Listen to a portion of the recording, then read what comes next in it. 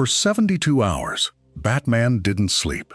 11 of Gotham's most dangerous criminals walked free at once, each one hunting him through different parts of the city. Every alley became a trap, every rooftop a potential ambush. By the third night, he was operating on a fractured rib, a dislocated shoulder, and stimulants that barely kept him conscious. The GCPD logged 43 separate sightings of him across 6 districts in a single 8-hour window. He was everywhere, and he was losing. What Commissioner Gordon didn't know, what even Alfred couldn't see, was that none of this was random. The timing of the breakout, the pattern of attacks, the way each villain forced Batman further from the cave. Someone had mapped every move. And the architect of Gotham's unraveling had been watching Batman for years, waiting for the perfect moment to strike. His name was Bane, and he'd spent 6 months studying surveillance footage from every major Batman encounter since year 1. Not the public news clips, the real footage, stolen from GCPD servers, from Arkham's security archives, from rooftop cameras no one knew existed. He cataloged Batman's fighting patterns down to the second, noted that the left knee buckled after 90 minutes of sustained combat, tracked which injuries healed and which ones Batman learned to hide. He watched the detective work, the psychology, the way Batman compartmentalized fear and used it as a weapon. Other villains saw Batman as an obstacle to overcome or a rival to defeat. Bane saw him as a formula to solve. Every weakness had a corresponding pressure point, every strength a breaking threshold. But before Bane could destroy Batman, he needed to understand what made him unbreakable. Bane was born in Peña Duro, a prison on the island of Santa Prisca, where the architecture itself was designed to crush hope. His mother died there when he was 6, serving out his father's revolutionary crimes under a regime that believed in hereditary guilt. The cell was 8 feet by 6 feet. He would live in it for 25 years. He survived by turning the prison into his university, taught himself 7 languages from books smuggled by sympathetic guards, studied anatomy, philosophy, military strategy.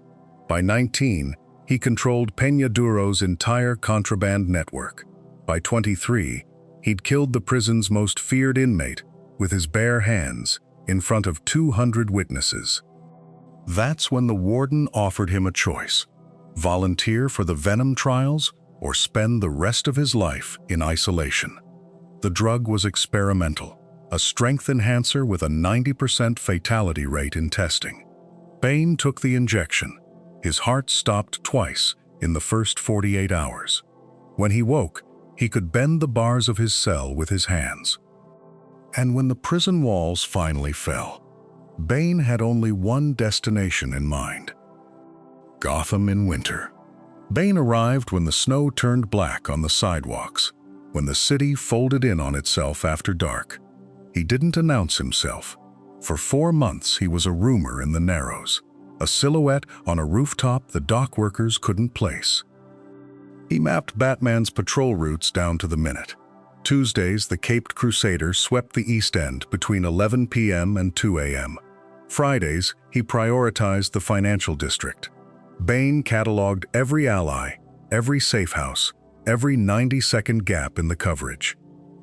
He watched Batman fight, counted the seconds it took him to subdue 3 armed men in Crime Alley, noted the limp that appeared after hour 6 of a long night, watched him favor his left shoulder when the temperature dropped below 30 degrees Fahrenheit. Bane didn't just study the bat, he studied the man underneath, the weight of the cowl, the way exhaustion crept into every movement when Gotham pushed too hard. What he discovered in those months would become the blueprint for Batman's destruction. Venom hit Gotham's streets 6 weeks after Bane's arrival.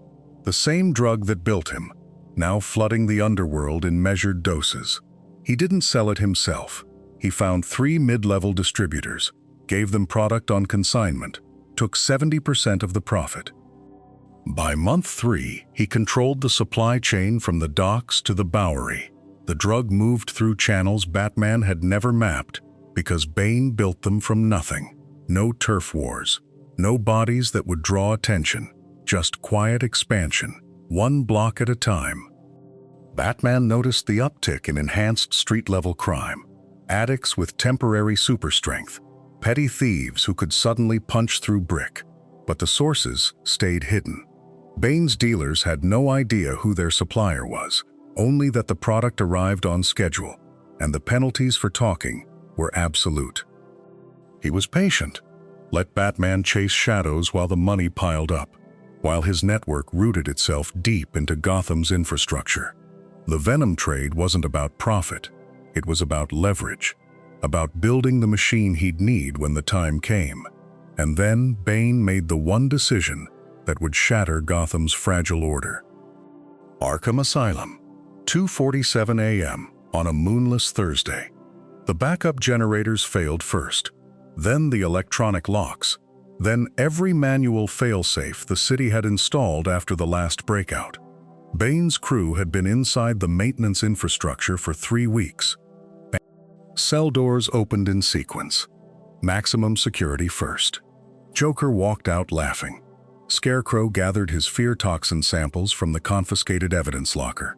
Poison Ivy, ZZSES, Mad Hatter, Riddler, Firefly, Ventriloquist, Cornelius Stirk. 47 inmates in total, including 11 on the most dangerous list. The guards never saw Bane. He coordinated from outside, watching through hacked security feeds as Gotham's worst nightmares spilled into the night. No alarms reached GCPD headquarters until the first inmates were already in the city. By dawn, every available cop was chasing leads in 12 different directions. It was the largest simultaneous breakout in Arkham's history. Commissioner Gordon called in every favor, every off-duty officer, every federal contact he had. Batman responded within 18 minutes of the first report. He'd spend the next 3 weeks barely sleeping, hunting them one by one through a city that was coming apart. What Batman didn't realize was that the breakout wasn't the plan. It was the opening move. Victor Zsasz was first. Batman tracked him to a condemned tenement in the Bowery, where he'd already taken 2 hostages. The fight lasted 11 minutes and ended with Zsasz's blade opening a 4-inch gash across Batman's ribs. He delivered Zsasz to GCPD at 3:47 a.m. and was back on patrol by 4:15. The Mad Hatter came next, holed up in the Gotham subway tunnels with a dozen mind-controlled civilians rigged as human bombs. Batman had to disable each device manually, while Tetch recited Carol and triggered panic responses through the Hat's neural interfaces. By the time he pulled the last chip, his hands were shaking from the close-range electromagnetic feedback. He went 53 hours without sleep. The suit's medical sensors logged 3 cracked ribs, a dislocated shoulder he'd reset himself, and declining reaction times. Alfred's transmissions grew more urgent. Batman ignored them. 14 villains were still out there, and Gotham was bleeding. And with every villain he put down, Batman was walking deeper into Bane's trap. Poison Ivy had transformed Robinson Park into something prehistoric. Her mutated vines moved with predatory speed, and the air itself was thick with pheromone compounds calibrated to induce respiratory paralysis. Batman made it 40 yards in before his mask filters started failing. She didn't fight him directly. She didn't have to. The plants did the work, constricting, puncturing, pumping toxins into his bloodstream faster than his suit's countermeasures could neutralize them. He barely escaped, detonating an incendiary charge that bought him 90 seconds to crawl to the perimeter. Alfred treated him in the cave for 6 hours. The toxin had triggered arrhythmia and partial respiratory collapse. His body metabolized most of it, but traces remained, degrading his stamina and clouding his focus. Bane had known Ivy would soften him. She was never meant to finish the job. But the real poison was the one Batman couldn't see: exhaustion. The Joker took a television studio hostage on live TV, rigging the building with enough explosives to level 3 city blocks. He made demands Batman knew were meaningless. This wasn't about negotiation. It was theater, and the Joker had an audience of 2 million watching a hero who could barely stand. Batman infiltrated through the sub-basement and worked his way up, disarming 7 separate bomb clusters while the Joker narrated his approach over the PA system.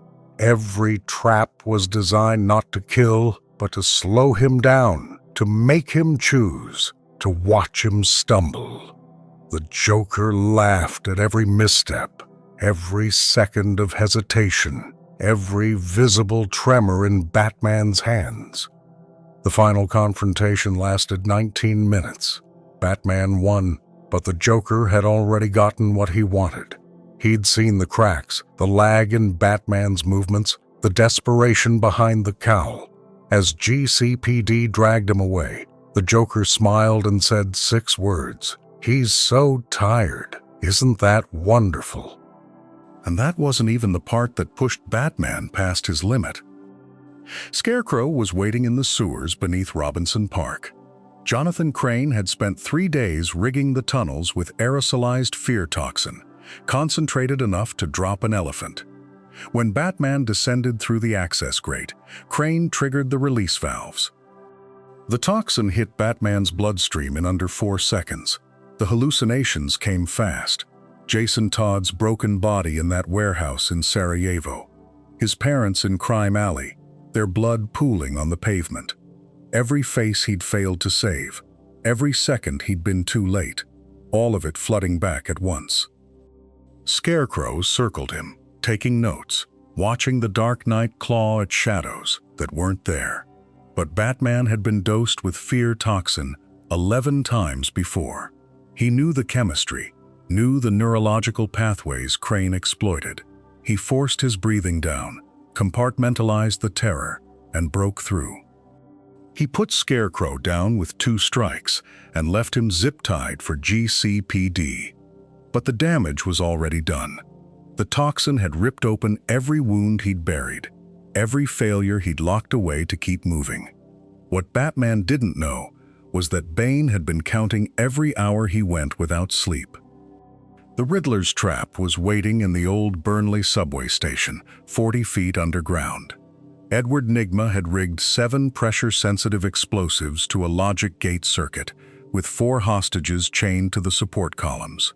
Batman had 12 minutes to solve the sequence before the charges blew. The riddles were layered, each answer unlocking the next panel. Batman's hands moved on autopilot, rewiring circuits, decoding Nygma's cryptographic substitutions. But his mind kept stuttering, replaying Jason's screams, his parents' bodies. He missed a connection on the 4th panel and had to backtrack, burning 90 seconds. He got the last hostage free with 18 seconds on the clock. The Riddler was gone, vanished through a service tunnel, but he'd left a note. "You're slowing down, Batman. I had to make this one easier." It was true. The puzzles that used to take him 3 minutes were now taking 8. Batman pulled himself out of the station and radioed Alfred for the next location. There were still 6 villains loose, and with each victory, Batman was becoming something he'd never been before: predictable. Firefly hit Gotham General at 3:47 a.m. Garfield Linz had doused the East Wing in accelerant and was lighting it floor by floor, trapping 63 patients and staff inside. Batman came through the 4th-story window as the fire reached the oxygen supply room. The explosion blew out half the floor. Batman got the civilians out through the stairwell, but Firefly's flamethrower caught him in the corridor. Second-degree burns across his left shoulder, smoke inhalation severe enough that he was coughing blood by the time he zip-tied Linz to a gurney. Alfred was waiting in the cave when Batman staggered in at dawn. The burns needed treatment, the smoke damage needed monitoring, and Bruce had been awake for 71 hours straight. Alfred didn't ask anymore. He just said it. "Master Bruce, you will die if you continue." Batman pulled the cowl back on. There were still names on the list. He went back out into Gotham as the sun came up, moving slower now, favoring his left side. The city was burning through him one night at a time, and he couldn't stop. But the city wasn't the only thing burning out. The ventriloquist wasn't hard to find. Arnold Wesker and his dummy Scarface were holed up in a warehouse on the East Docks, surrounded by 9 armed men who thought firepower could stop what was coming for them. Batman went through the loading bay entrance at 2:47 a.m. He took down the first 3 before the gunfire started. But this time, the shots found him. 2 rounds hit center mass, stopped by the armor plating. A third caught his shoulder, where the Kevlar had already torn open from Firefly's blade. He finished the fight in under 4 minutes. Wesker surrendered the moment Scarface's wooden head cracked against the concrete. But when Batman tried to stand, his ribs shifted wrong, and something inside him gave way. He made it to the Batmobile on muscle memory alone, vision tunneling, hands shaking on the controls. And Alfred made the call Batman refused to make himself. The Batcave's lights were already on when the car pulled in. Alfred was waiting with the medical kit opened, instruments laid out on steel trays, like an operating theater. Batman tried to wave him off, started to say he was fine, and collapsed halfway out of the vehicle. Alfred caught him before his head hit stone. He cut away the suit piece by piece and found 3 cracked ribs on the left side, a torn rotator cuff, burns across his back that had started to infect, and bruising so deep it looked like internal bleeding. The wound on his shoulder was still seeping through the field dressing Batman had applied himself 19 hours earlier. It took Alfred 6 hours to stabilize him. Stitches, antibiotics, IV fluids, enough painkillers to drop a normal man. Batman didn't wake once. When the sun came up over Gotham, Alfred sat in the chair beside the medical table and watched his chest rise and fall, counting each breath like a prayer. What neither of them realized was that Bane was already moving. Batman woke 4 hours later to the emergency alert. Two-Face had taken 11 hostages inside Gotham Courthouse and was threatening to blow the building unless the city paid him $2 million by noon. Alfred tried to stop him at the stairs. Batman pushed past him, suited up with hands that wouldn't stop trembling, and went anyway. The courthouse confrontation lasted 23 minutes. Two-Face had rigged the East Wing with C4, enough to bring down half the structure. Batman couldn't overpower him this time. Couldn't move fast enough to close the distance before Harvey's finger found the detonator. So he talked instead, buying seconds, manipulating the coin flip Harvey lived by, until the man's own compulsion trapped him. The hostages walked out unharmed. Two-Face went down fighting when the GCPD stormed in, and Batman barely made it back to the rooftops before his legs gave out. He sat there for 20 minutes in the midday sun, trying to breathe through the pain, wondering how many more nights he had left in him. And that was the moment Bane knew Batman was ready to break. The envelope arrived at Wayne Manor 3 hours later, hand-delivered by a street kid who said a big man gave him $100 to make sure it reached Bruce Wayne personally. Inside was a single card with an address Batman already knew by heart, and a handwritten note in perfect calligraphy. It read, "I know who wears the cowl, Mr. Wayne, and I know you're too tired to stop what's coming." Bruce sat in the study, turning that card over in his hands, running through every breach. Every moment someone might have gotten close enough to connect the dots. The Joker had guessed a dozen times and never cared enough to confirm. Ra's al Ghul knew, but considered the knowledge beneath him. This was different. This was someone who'd done the work, compiled the evidence, waited for the perfect moment. The address wasn't a trap location or a warehouse. It was Wayne Manor itself, written out like an invitation to his own home. Bane wasn't hiding.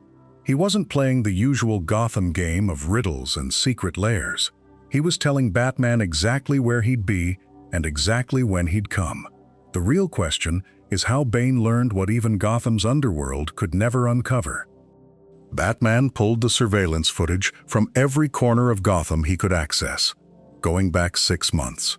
There, in the margins of 100 nights, he found them. Bane's men watching from rooftops, tracking patrol routes, timing every return to the Batcave. They'd mapped his movements down to the minute, cross-referenced public records of Wayne Enterprises board meetings with Batman sightings, noted every time Bruce Wayne left town and the Bat went silent. It was detective work, pure and methodical. Bane had bribed low-level Wayne Tech security, bought police scanner logs, even gotten his hands on maintenance schedules for the Batmobile's refueling stops. He'd treated Bruce Wayne like a case to solve, and he'd solved it the same way Batman would have. No mysticism, no League of Shadows intel, just 8 months of observation and a mind sharp enough to see the pattern everyone else missed. Bruce felt something cold settle in his chest as he stared at the evidence wall he'd built in the cave. He was facing someone who thought like him, planned like him, who'd beaten him at his own game before they'd even met. But Bane was still just a man, and men who relied on their minds made mistakes when the fists started flying. What Batman didn't account for was that Bane had spent those same months preparing his body for war. Bane walked up to the front door of Wayne Manor at 2:47 p.m. on a Tuesday afternoon, flanked by his 3 enforcers. Bird, Zombie, and Trog, each one a 250-pound slab of muscle and scar tissue, fanned out across the lawn, while Bane stood on the stone steps in broad daylight. He didn't knock. He drove his fist through the 140-year-old oak door and ripped it off its hinges, the crash echoing through the manor like a gunshot. Alfred appeared in the entrance hall within seconds, a loaded shotgun in his hands, and his voice steady as steel. Bane looked at him the way you'd look at a child holding a toy. He said 4 words, "I'm here for Bruce." Then he walked past Alfred into the foyer, his men securing the perimeter, not a single punch thrown, not a single threat made. It was control, absolute and terrifying, the kind that doesn't need violence to make its point. Bruce heard the door come down from 3 floors below in the Batcave. He was suiting up, ribs screaming, vision still blurred at the edges from the Riddler's gas 2 nights before. He could hear Bane's boots on the marble floor above him, slow and deliberate, the sound of a man who'd already won and was just walking through the motions. And then Bane did what no villain in Gotham's history had ever managed. He found it. The cave beneath Wayne Manor had stayed hidden for decades through world wars, mob purges, and every costumed lunatic Gotham ever produced. But Bane wasn't looking for a hidden door or a tunnel entrance.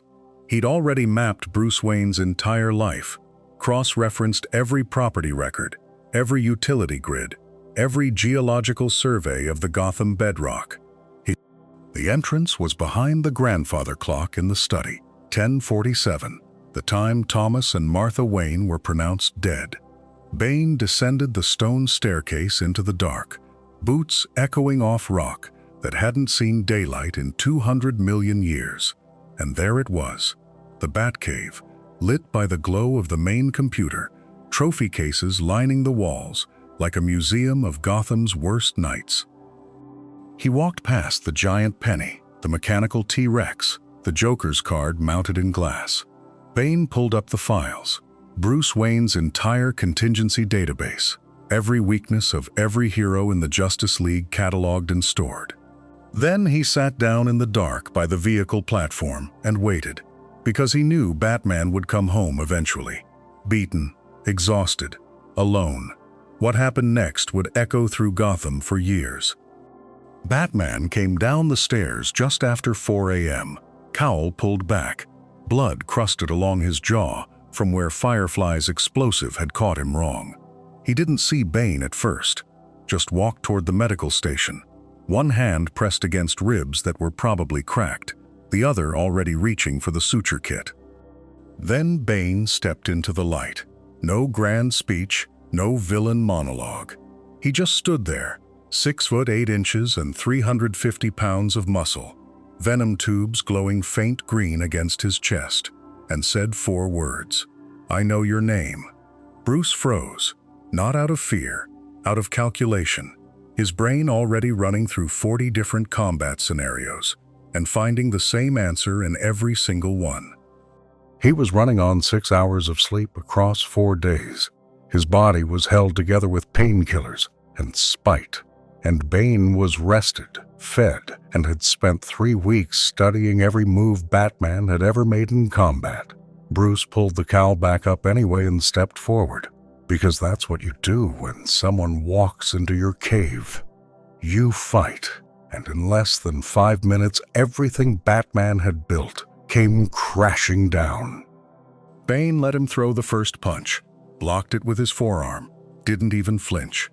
Batman went for a nerve strike to the shoulder, a move that had dropped metahumans twice Bane's size.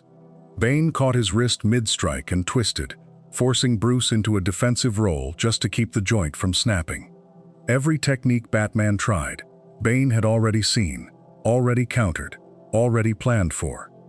The fight lasted 240 seconds. Bane didn't use venom, didn't need it.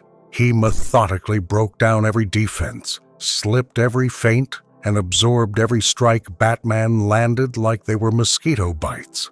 When Bruce went for the knockout nerve cluster behind the ear, Bane caught him by the throat, lifted him 3 feet off the ground, and slammed him into the cave floor hard enough to crack stone. Bruce tried to get up. Bane kicked his legs out, tried again, got a knee driven into his spine for the effort. Then Bane lifted him overhead, both hands locked around Batman's chest and thigh, and brought him down across his knee in one smooth motion. The sound of Bruce Wayne's spine shattering echoed off the cave walls like a gunshot. Batman, the symbol that terrified Gotham's underworld for 7 years, went limp in Bane's hands. But what Bane did next was even worse than the breaking itself. Bane didn't leave Batman in the cave. He hoisted the broken body over his shoulder and carried him through the tunnels, up into Gotham's streets. At 11:47 p.m. on a cold October night, witnesses in Gotham Square looked up to see a massive figure standing on the roof of the Moench building, 14 stories above the pavement. Bane held Batman's limp form high, letting the streetlights catch the torn cape and cowl. Then he threw him. Bruce Wayne's body fell 168 feet and hit the concrete in front of 23 people and 4 security cameras. The impact shattered his left shoulder and 3 ribs that Bane had left intact. Bane's voice boomed down from the rooftop, amplified by the buildings. He declared himself Gotham's new master, said the age of the Bat was over, promised that order would return under his rule.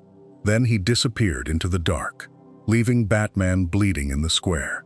And the city that had always relied on Batman was suddenly, terrifyingly alone. Alfred Pennyworth arrived in an unmarked van 11 minutes later, before GCPD could secure the scene. He wrapped Bruce in blankets, loaded him as gently as possible, and drove to a safe house in the Tricorner Yards that even Oracle didn't know about. 2 doctors Bruce had kept on retainer for years confirmed what Alfred already knew. The lumbar vertebrae were shattered in 7 places. Spinal cord damage was severe. Paralysis below the waist was likely permanent, maybe extending higher depending on swelling. Bruce didn't speak for 3 days. He stared at the ceiling, eyes open but empty, trapped somewhere between shock and a pain so total it had no language. Without Batman, Gotham's underworld ignited. In 72 hours, there were 19 bank robberies, 6 breakouts from holding cells, and 41 homicides. Two-Face took over 3 city blocks in Old Gotham. The ventriloquist controlled the docks. Firefly burned an entire warehouse district just because he could. What nobody expected was who would step forward to fill the void. Jean-Paul Valley wasn't supposed to be the answer.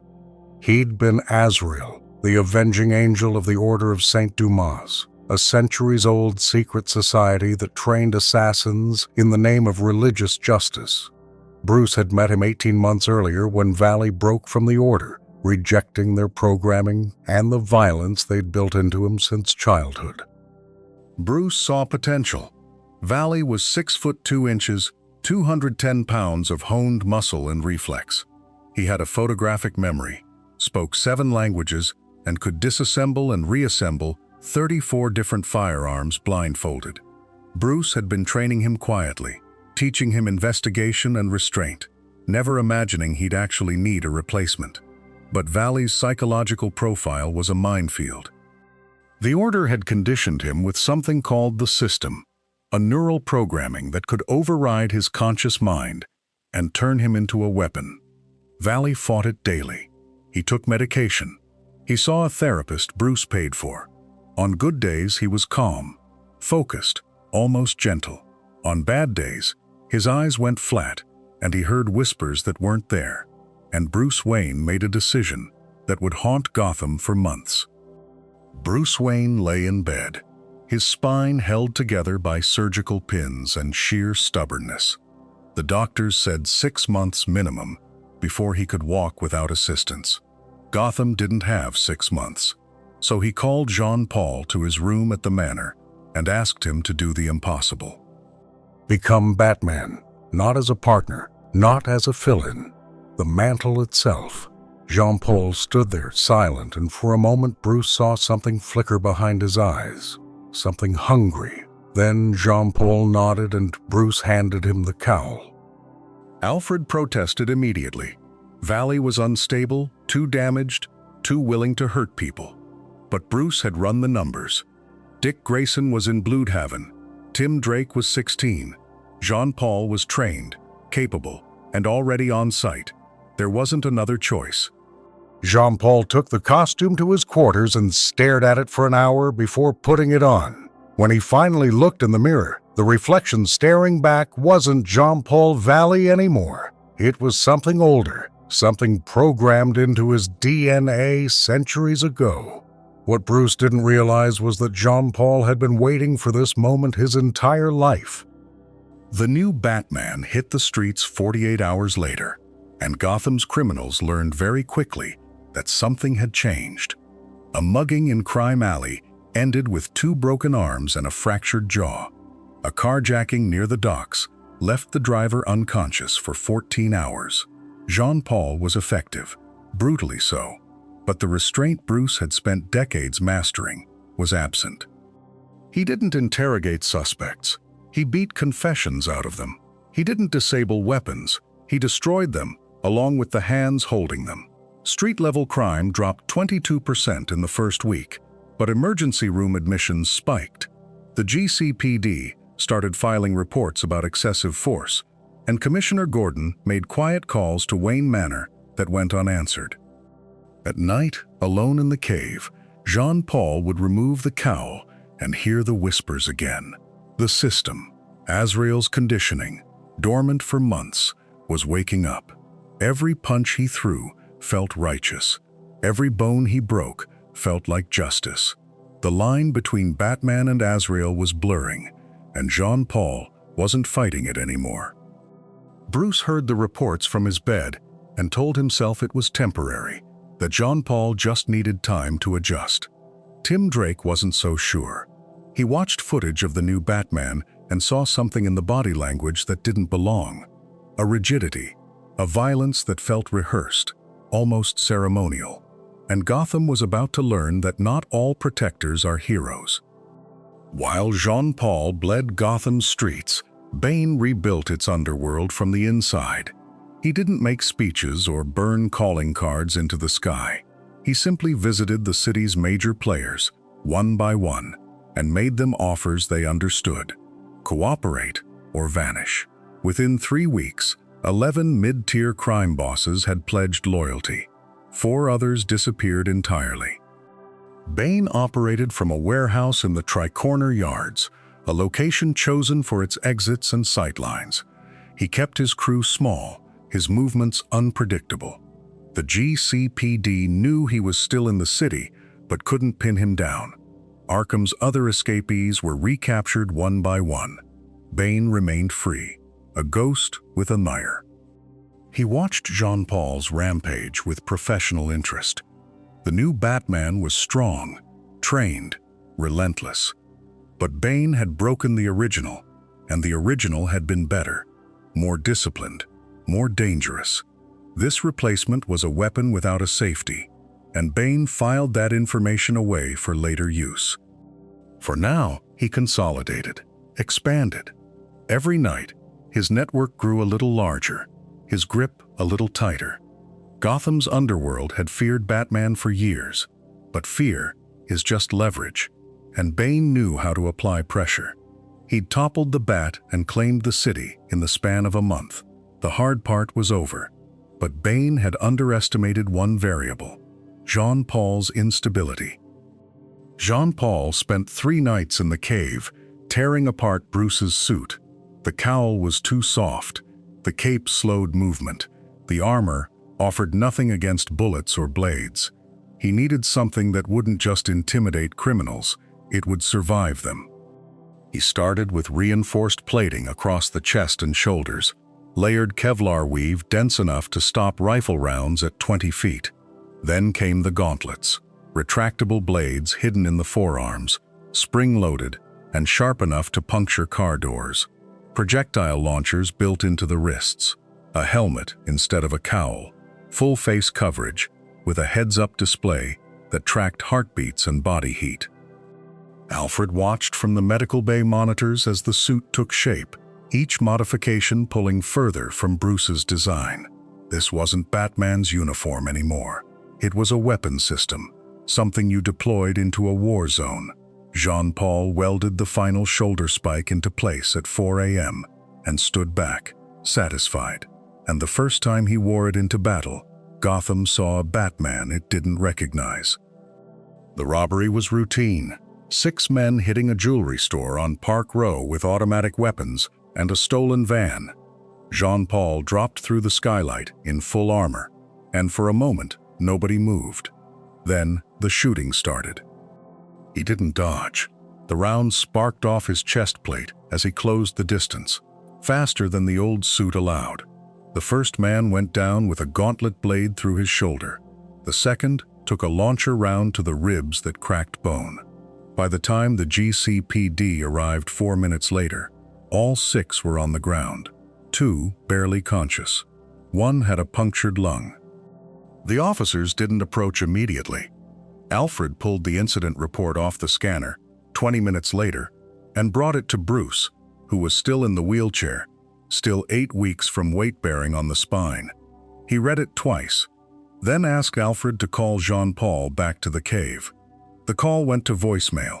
What Bruce didn't know was that Jean-Paul had already stopped listening to him. Jean-Paul stopped returning to the manor.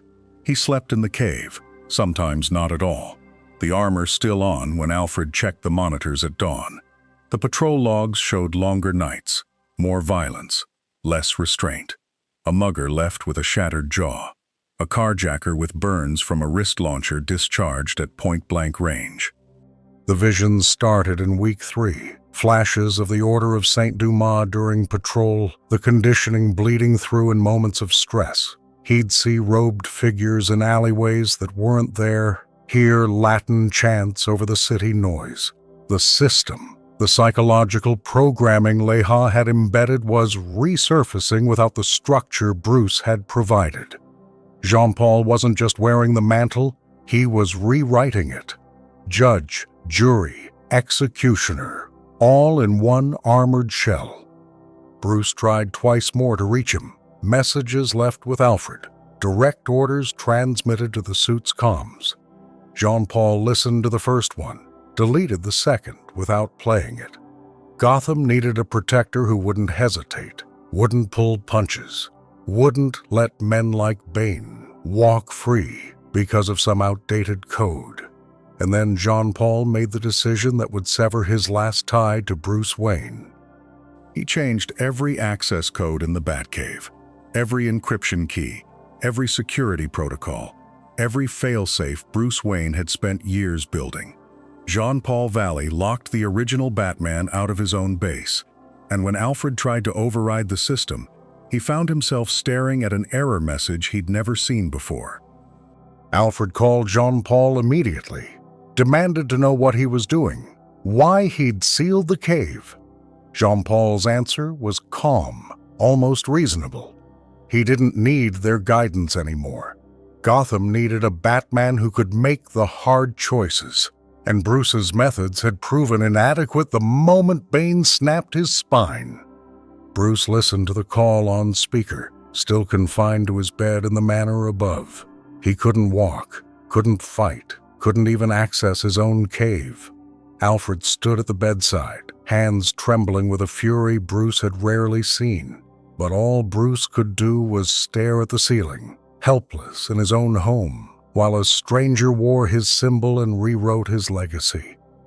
But while Jean Paul was losing himself, Bruce was beginning to heal. Dr. Chandra Kinsolving arrived at Wayne Manor 3 days after the lockout. She was a specialist in spinal trauma, and her first assessment of Bruce's condition was brutally honest. The damage was severe, the recovery would be agonizing, and there were no guarantees he'd ever walk normally again. The first week was learning to feel his legs again, nerve signals firing randomly, phantom sensations, pain that had no source. Chandra guided him through exercises that looked insignificant but left him exhausted. Flex a toe, hold for 10 seconds, rest, repeat 50 times. Then the other foot. By week 3, he could sit upright without assistance. By week 5, he stood, gripping parallel bars while his legs shook under his own weight. Alfred watched every session, offering water and encouragement, pretending not to notice when Bruce's jaw clenched against screaming. Chandra pushed him harder than anyone else would have dared, because she understood something crucial about Bruce Wayne. His body was broken, but his will had never even cracked. What Bruce didn't know was that his healing journey would take him far from Gotham. Chandra Kinsolving disappeared from Wayne Manor on a Tuesday morning.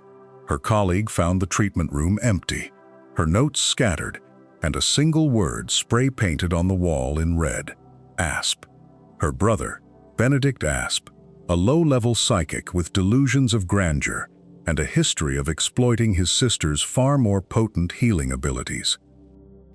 Bruce was 6 weeks into recovery, still using a cane, still fighting through pain with every step. Alfred argued he wasn't ready. His body couldn't handle international travel, couldn't survive a confrontation, couldn't do any of the things Bruce Wayne had built his entire identity around. Bruce packed anyway. The trail led to the Caribbean first, then to South America. Alfred came, as he always did. Chandra's colleague, Jack Drake, joined them, desperate to find the woman he'd worked beside for 3 years.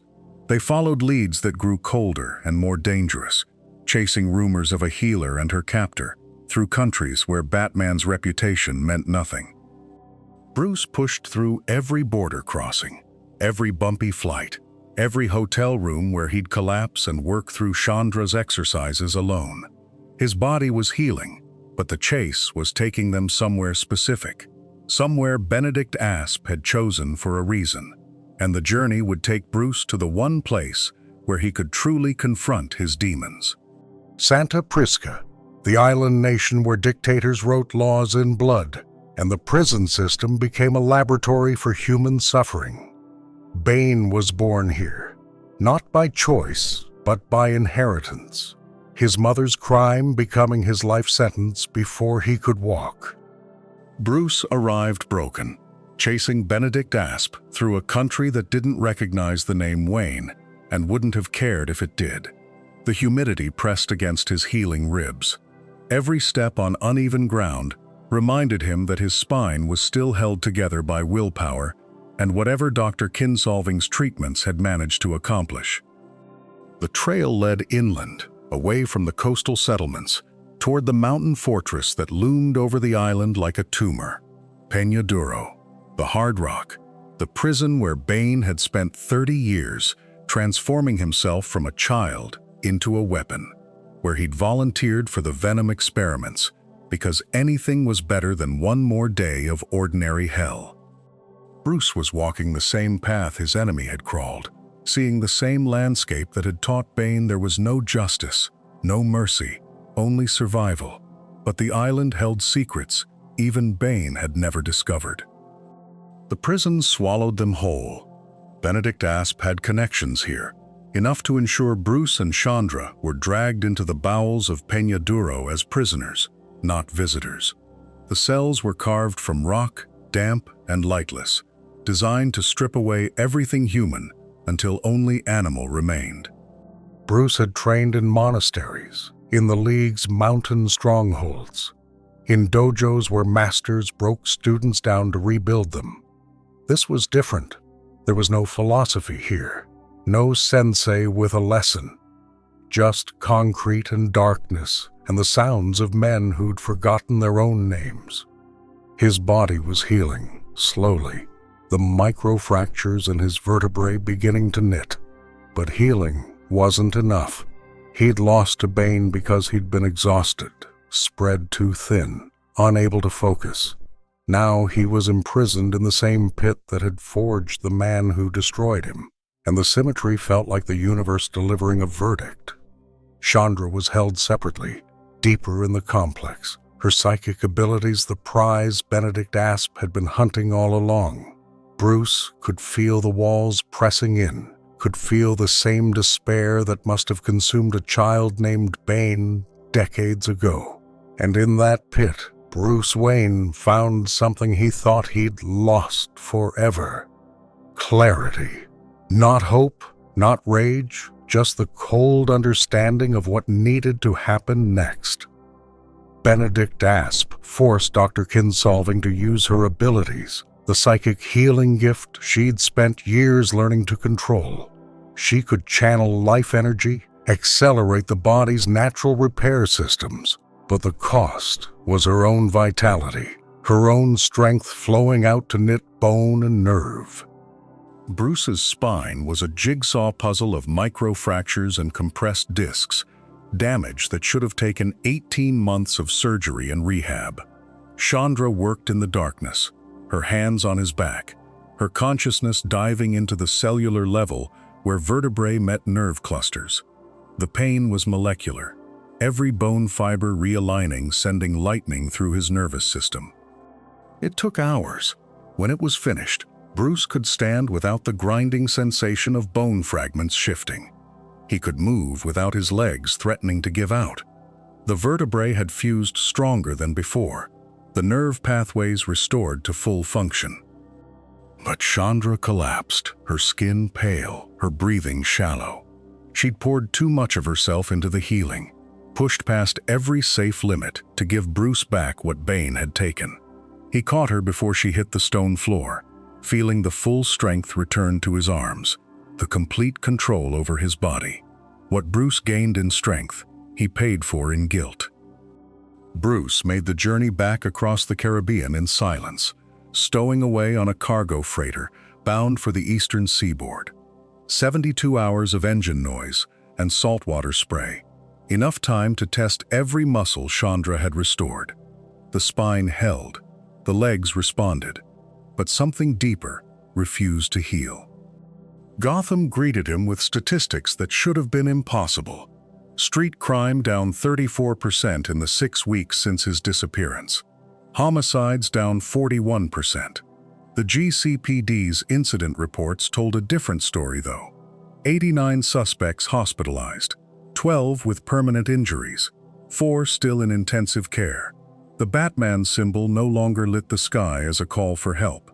Now it was a warning. Bruce watched from a rooftop in the Narrows as Jean-Paul worked. The new armor moved like a weapon itself, all edges and pneumatic force. A drug dealer tried to run, and Jean-Paul put him through a brick wall hard enough to crack ribs. No interrogation, no restraint, just violence dispensed like justice, efficient and cold. The city had traded one kind of fear for another. Bane's terror had been raw and visible, a broken bat displayed for all to see. This was surgical, methodical, a Batman who didn't save Gotham so much as punish it into submission. And Bruce realized that defeating Bane had only been half the battle. For 9 nights, Bruce shadowed his replacement, logging every decision, every unnecessary blow. A pickpocket in the Diamond District got a shattered collarbone when a simple takedown would have worked. A lookout for the ventriloquist's crew took a 20-foot fall Jean-Paul could have prevented, but didn't. The pattern was clear. Jean-Paul didn't stop crime. He answered it. Tim Drake tried to intervene on the 5th night, stepping between Jean-Paul and a car thief who'd already surrendered. Bruce watched from across the street as his successor grabbed Robin by the cape and lifted him off the ground. The words didn't carry, but the threat did. Tim backed down. Smart kid. Jean-Paul's gauntlets had left dents in the Batmobile's hood earlier that week. The worst part wasn't the brutality, it was the efficiency. Jean-Paul was effective in the way a hammer is effective. Crime went down because criminals stayed inside. Witnesses stopped calling for help because they'd seen what the Bat did to people. Gotham was quieter, sure, but quiet isn't the same as safe. Bruce cataloged it all. The ignored civilian, the excessive force. The moment Jean-Paul chose vengeance over protection, he was building a case, evidence for a confrontation he knew was coming. But before Bruce could confront him, Jean-Paul found a new obsession. Arnold Etchison called himself Abattoir, and his family tree was a horror show stretching back 3 generations. Serial killers, everyone.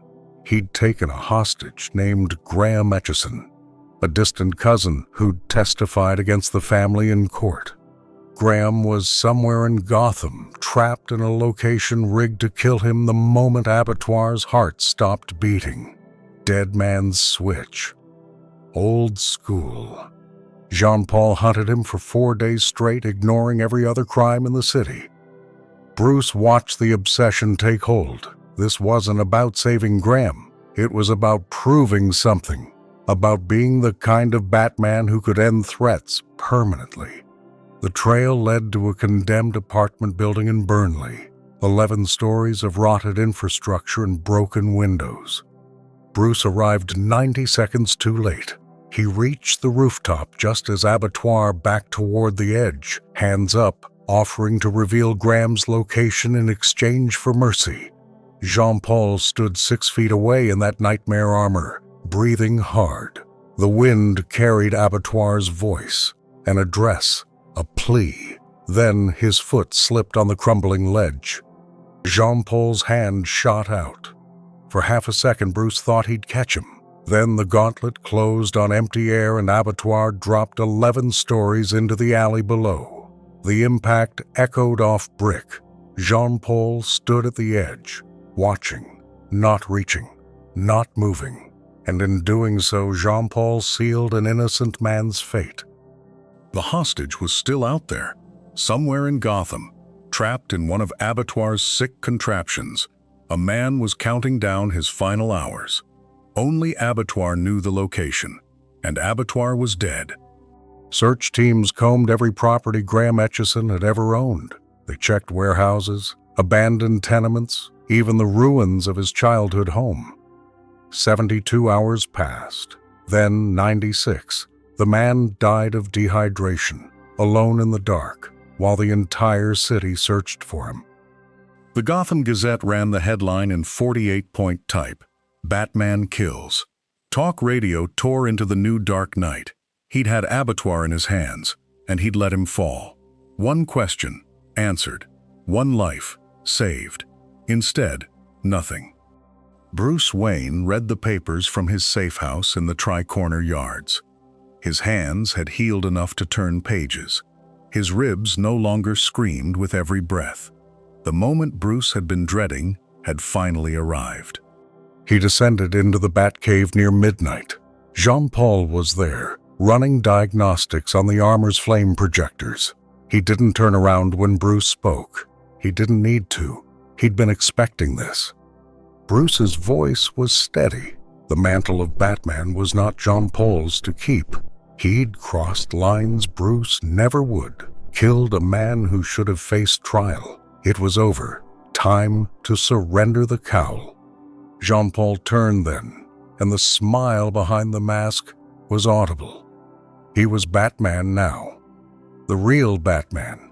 The one strong enough to do what Gotham needed. Bruce was broken, slow, weak. The city didn't need a detective anymore. It needed a soldier. Bruce kept his voice calm.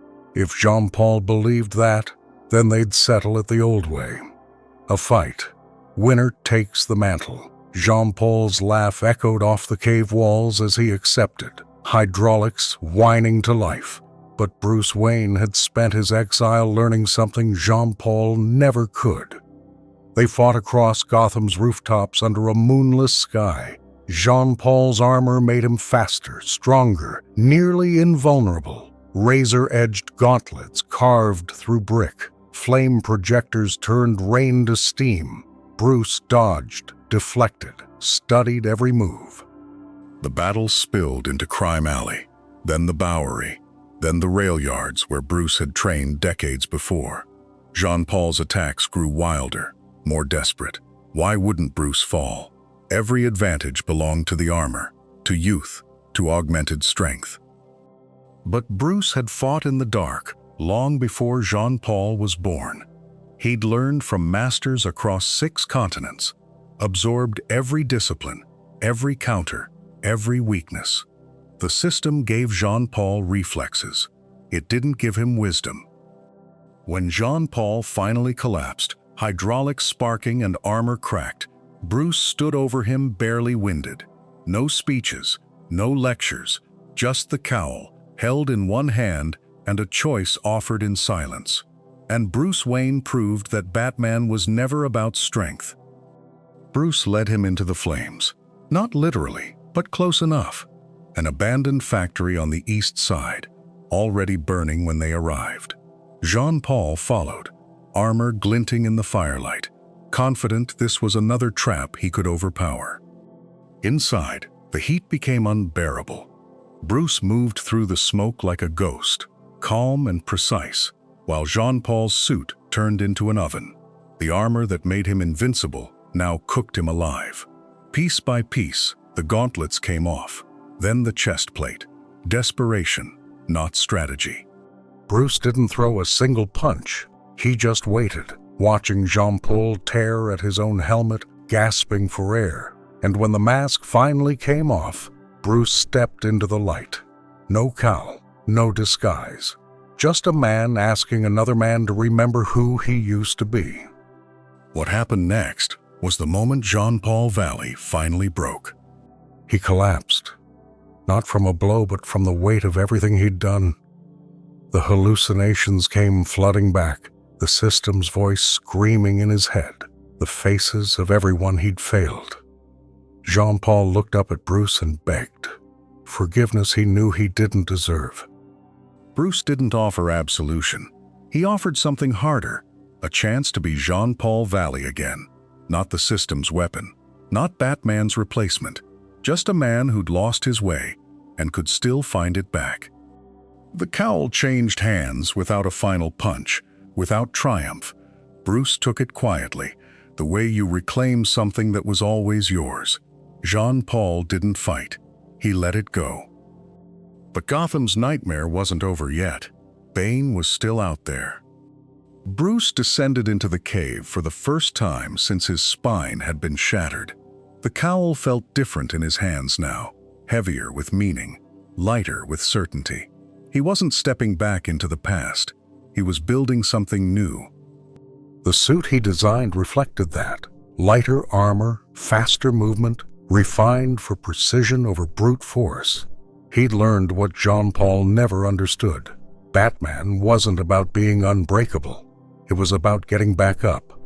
He tested the cape's weight, adjusted the utility belt, felt the cowl settle into place. Every motion deliberate, every choice intentional. This wasn't the Batman who'd been broken on Bane's knee. This was something forged in failure, tempered by loss, rebuilt through will alone. And he had one final confrontation waiting in Gotham's shadows. Bruce didn't announce his return. He worked the shadows the way he'd been trained, the way he'd done for years before Bane ever set foot in Gotham. One by one, Bane's supply routes went silent. Shipments of venom vanished from the docks. Safe houses burned in the Narrows. His lieutenants started disappearing, found bound and broken in places only the GCPD would look. Bird and Zombie, the muscle Bane had brought from Santa Prisca, woke up in holding cells with no memory of how they got there. The underground market that had kept Bane's empire running dried up in 72 hours. Bane felt it immediately. The man who'd studied Batman for months, who'd mapped every weakness and exploited every failure, now found himself on the other end of that calculus.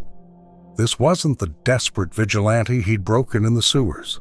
This was precision, strategy, the long game played by someone who'd learned from his mistakes. And Bane made the mistake every conqueror eventually makes.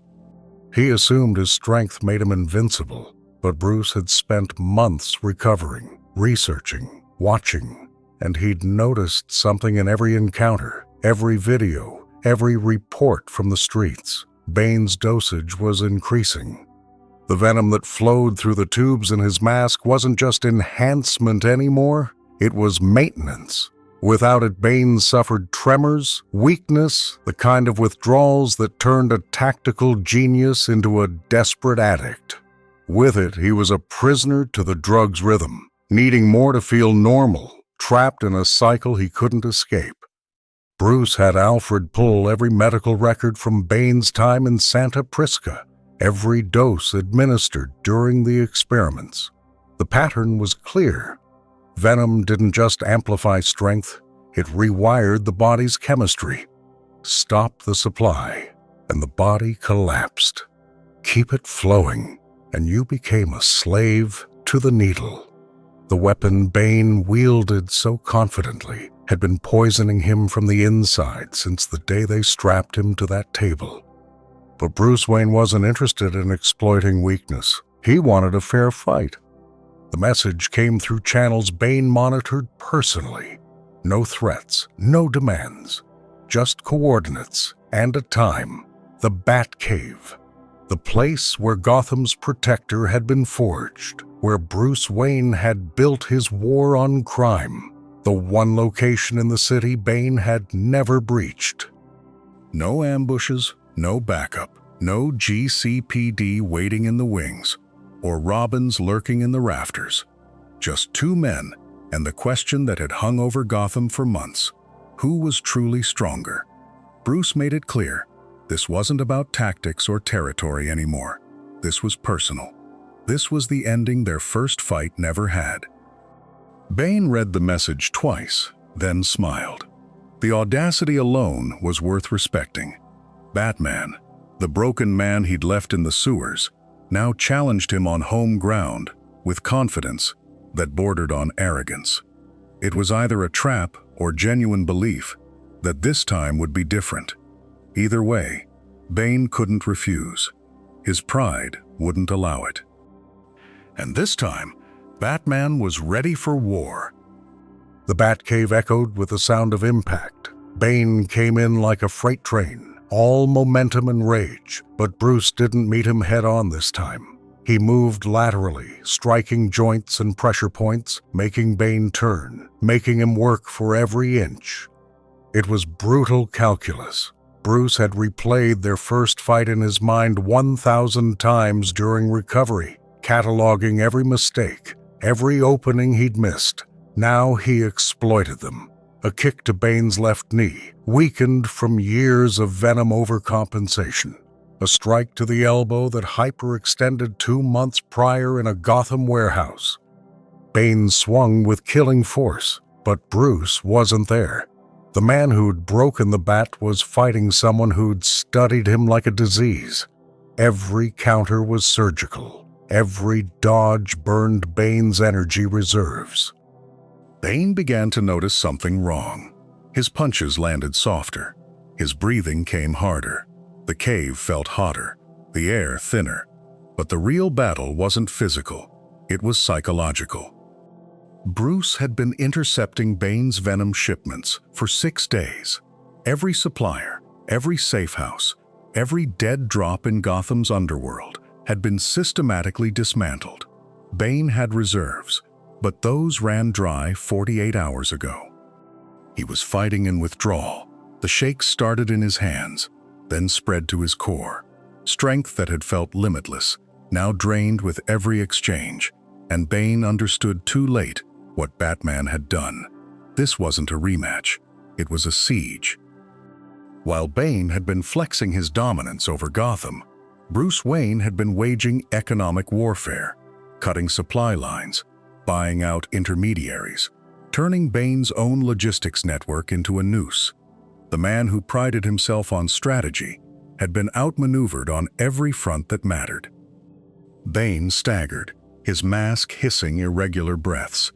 The venom that had made him a god was now a leash, and Batman held the other end. And then Bruce Wayne did something Bane never expected. Bruce grabbed the tubes feeding into Bane's mask and tore them free. Not with rage, but with precision. The hiss of escaping gas filled the cave as venom sprayed across the stone floor, and Bane's knees buckled. Withdrawal hit like a collapsing building. The pain that venom had suppressed for years crashed through Bane's nervous system all at once.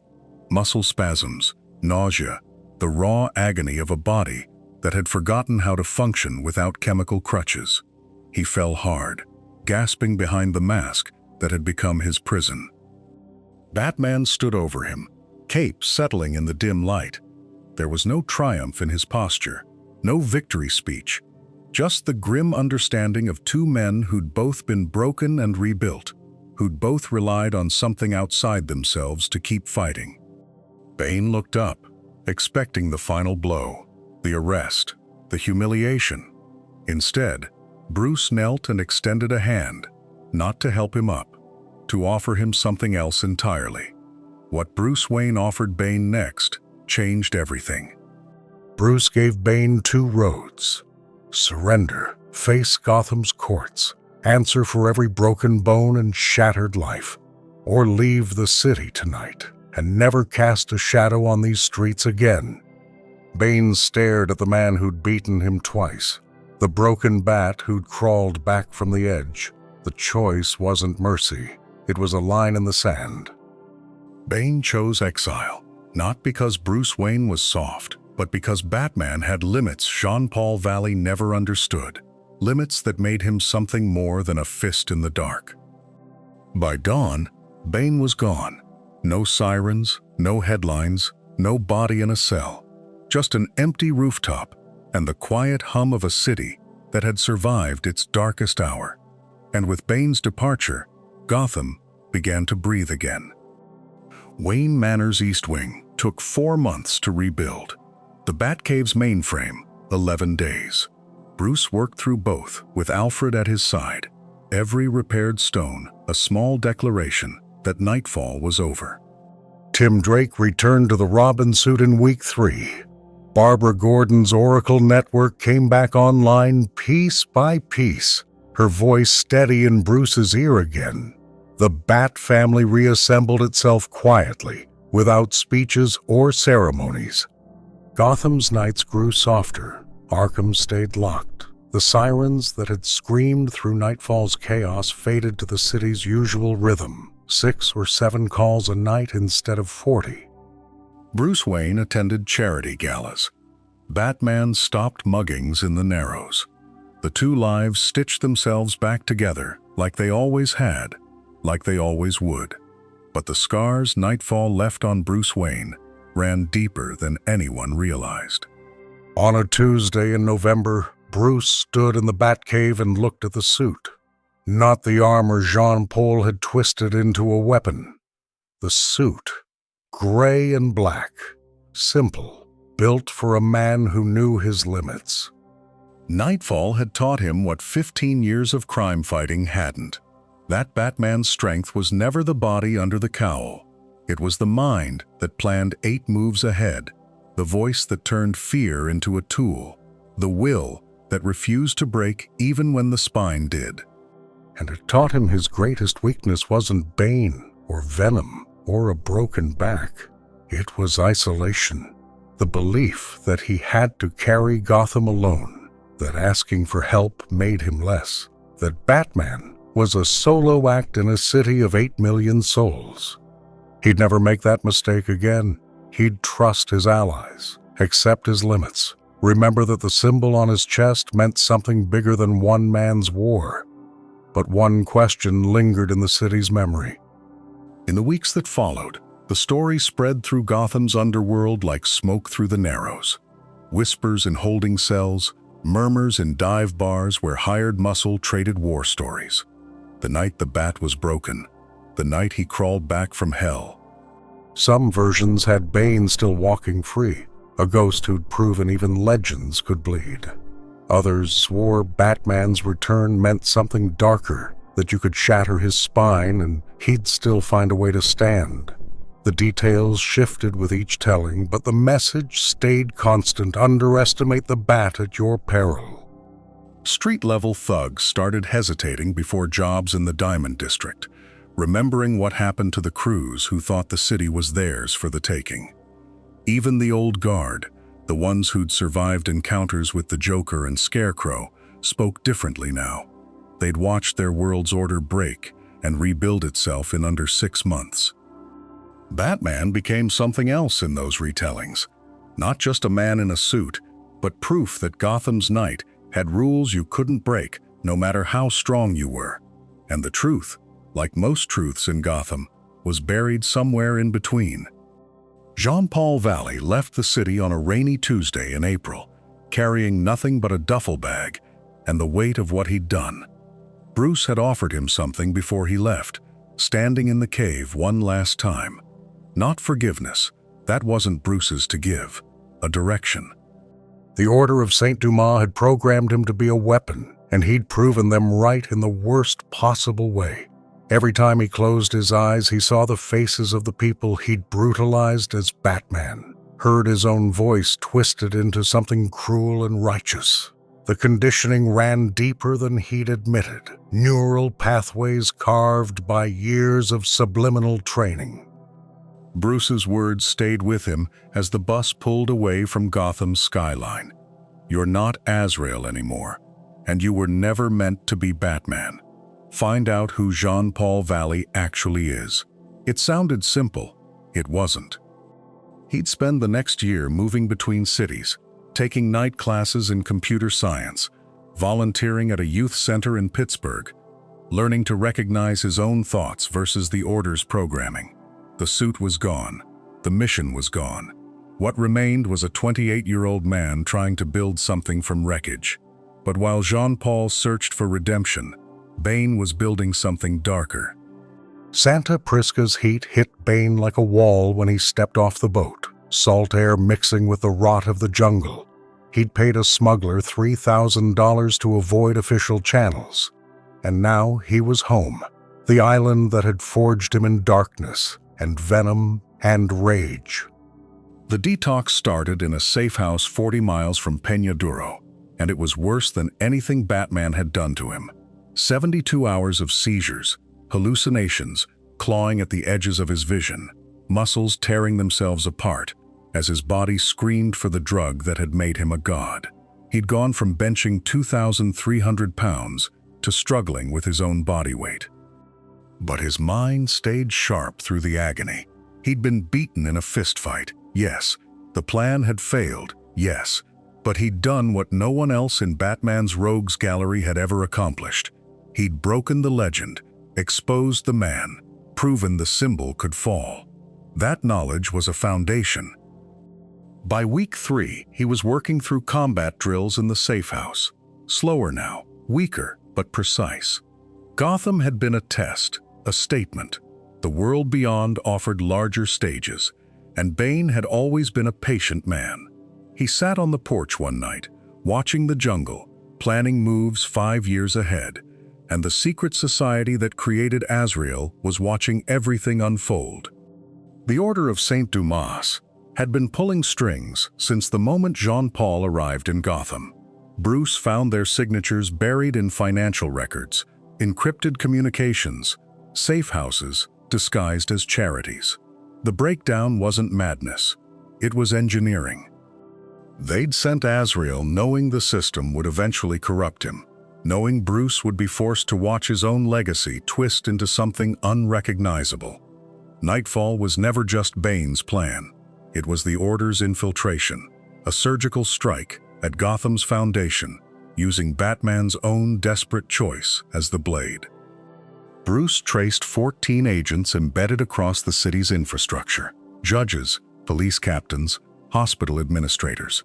They'd been positioning themselves for years, waiting for Batman to fall so they could reshape Gotham in their image.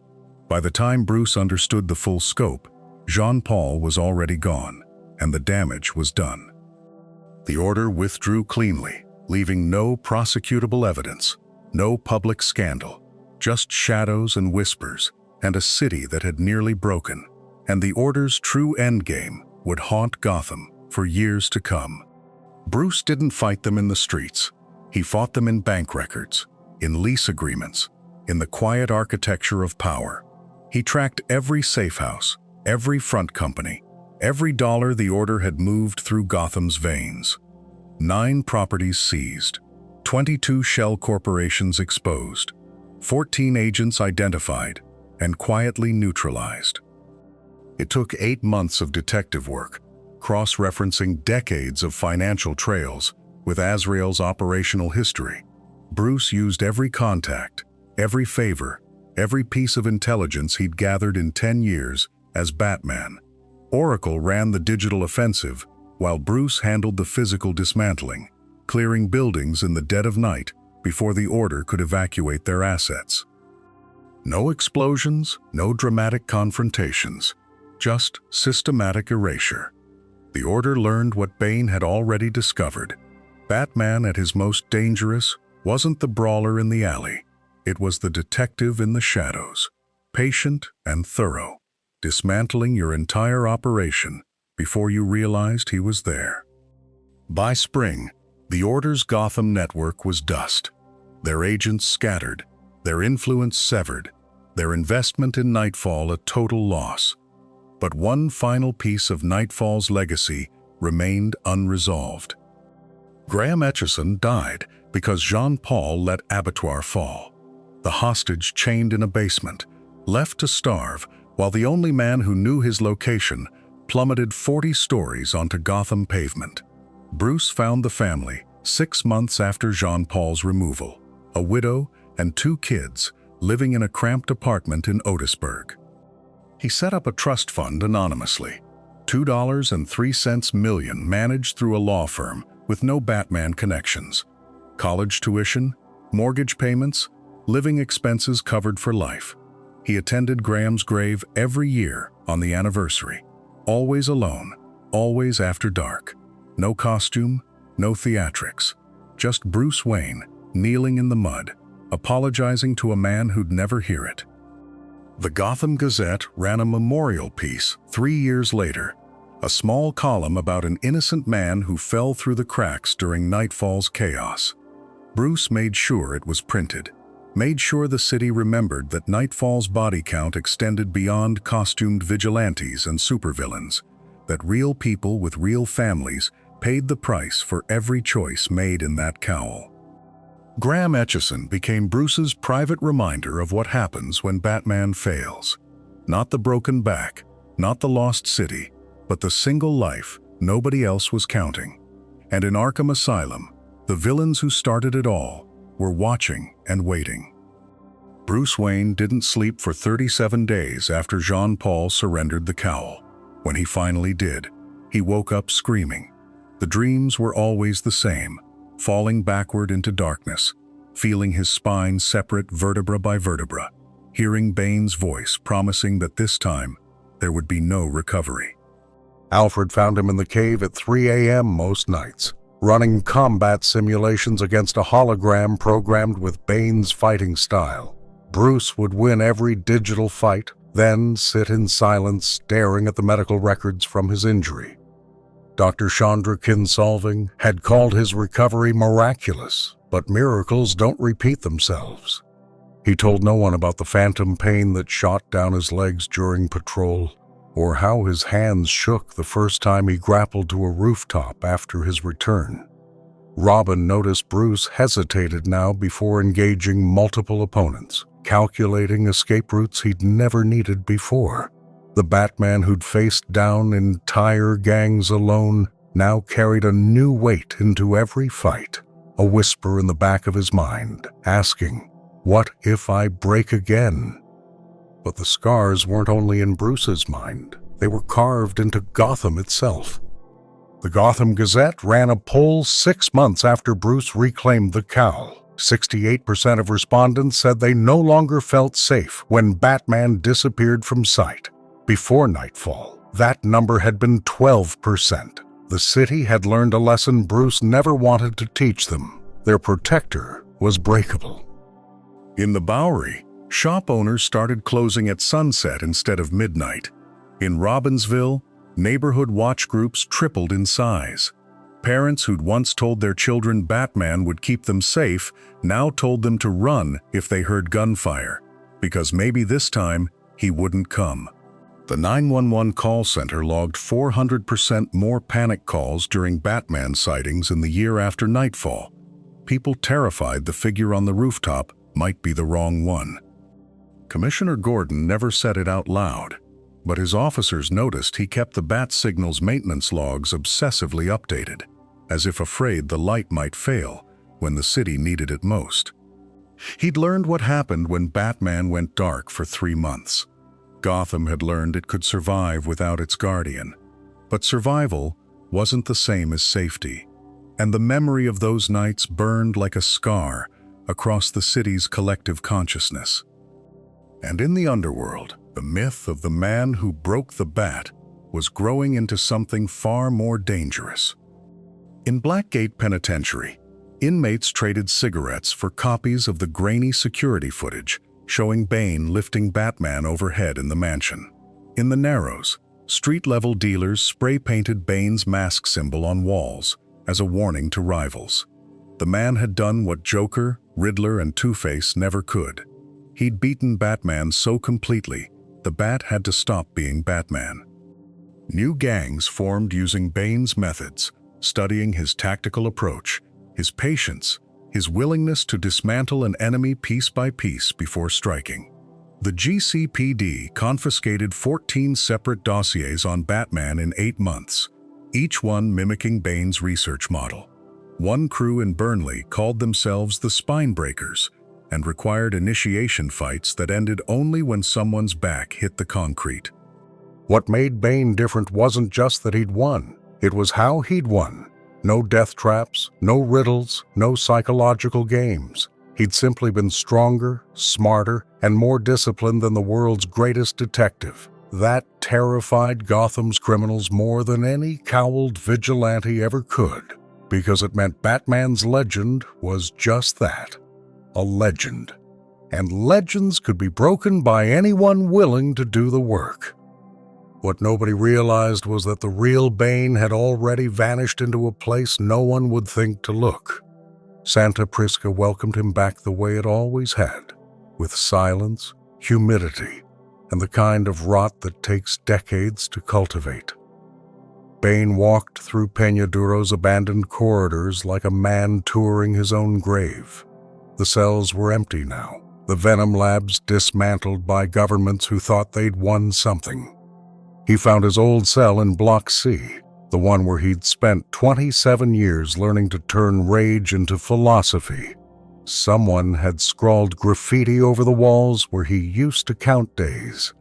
He didn't bother erasing it. For 6 months he lived there, not hiding exactly, just existing in the one place no one associated with victory. He read, he trained, he watched the jungle reclaim what men had built.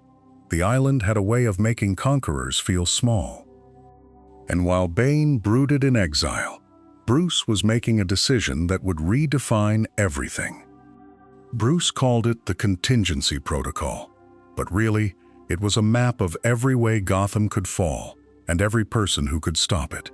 He logged 47 entry points into the Batcave.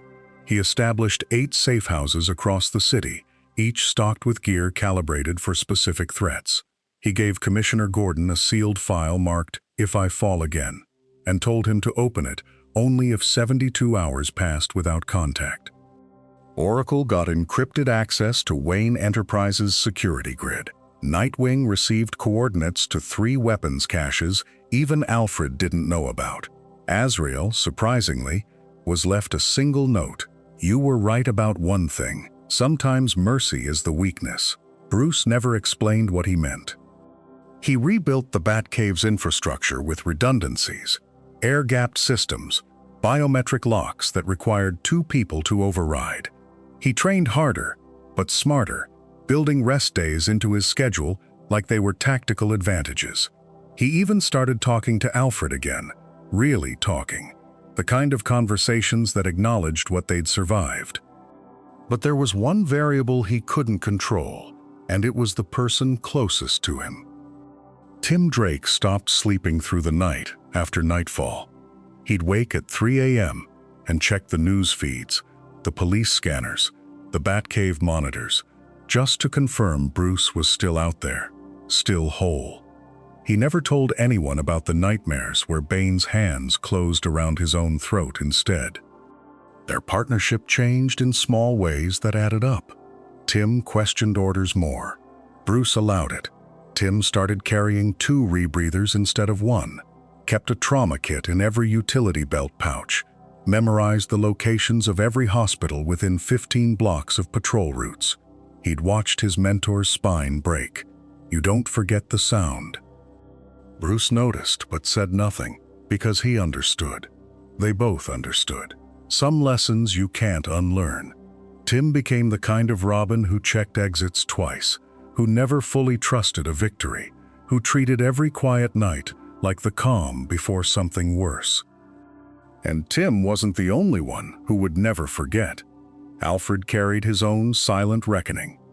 Alfred Pennyworth had served the Wayne family for 40 years, through tragedies that would have broken most men. But nothing haunted him quite like the nights he watched Bruce descend into the cave, already limping, already bleeding, and said nothing. He'd seen the obsession growing, the way Bruce stopped sleeping in 3-hour blocks and started collapsing for 20 minutes at a time. There was a specific evening, 8 months before nightfall, when Alfred found Bruce unconscious at the Bat computer, 4 ribs cracked from a fight with Killer Croc. He could have called Leslie Tompkins. He could have hidden the suit. Instead, he set the bones, stitched the wounds, and had Bruce mission-ready in 72 hours. The rehabilitation after Bane lasted 11 months. Alfred oversaw every session, every small victory, when Bruce could finally grip a fork without trembling, when he walked 10 steps unassisted, when the vertebrae fused enough to bear weight. He never spoke about the failure, never asked Bruce why he'd ignored every warning. What Alfred didn't say aloud was that he'd already made a promise, one Bruce would never know about. The pact Alfred made wasn't written down. It existed in the way he started cataloging Bruce's injuries with timestamps, in the medical override codes he programmed into the Batcave systems without telling anyone. If Bruce ever pushed that far again, if the obsession ever eclipsed the mission, Alfred would intervene. He wouldn't ask permission. He'd disable the vehicles, lock the weapon caches, call in every favor from Leslie, Lucius, even Gordon if necessary. It was a betrayal Bruce would never forgive, which is exactly why Alfred knew he'd have to do it. The man who raised Bruce Wayne understood something the Batman refused to accept. Some fights you win by refusing to enter the ring. Alfred kept a go bag in his quarters after that. $50,000 in untraceable cash, 3 passports, contact numbers for specialists in Vienna and Tokyo who owed him debts. He hoped he'd never use it, that Bruce would find balance, that the lesson from Bane would stick. But hope, Alfred had learned, was a luxury butlers couldn't afford. Meanwhile, in the depths of Arkham, the man who started it all was piecing together something new. Santa Prisca hadn't seen Bane in 6 years, but the old network still remembered. He didn't return as a warlord or kingpin. He came back as a ghost, moving through the Caribbean underworld with $2.03 in untraceable bearer bonds and a list of names. Within 90 days, he'd recruited 17 informants, each positioned in a different corner of Gotham's criminal ecosystem. They weren't soldiers. They were watchers.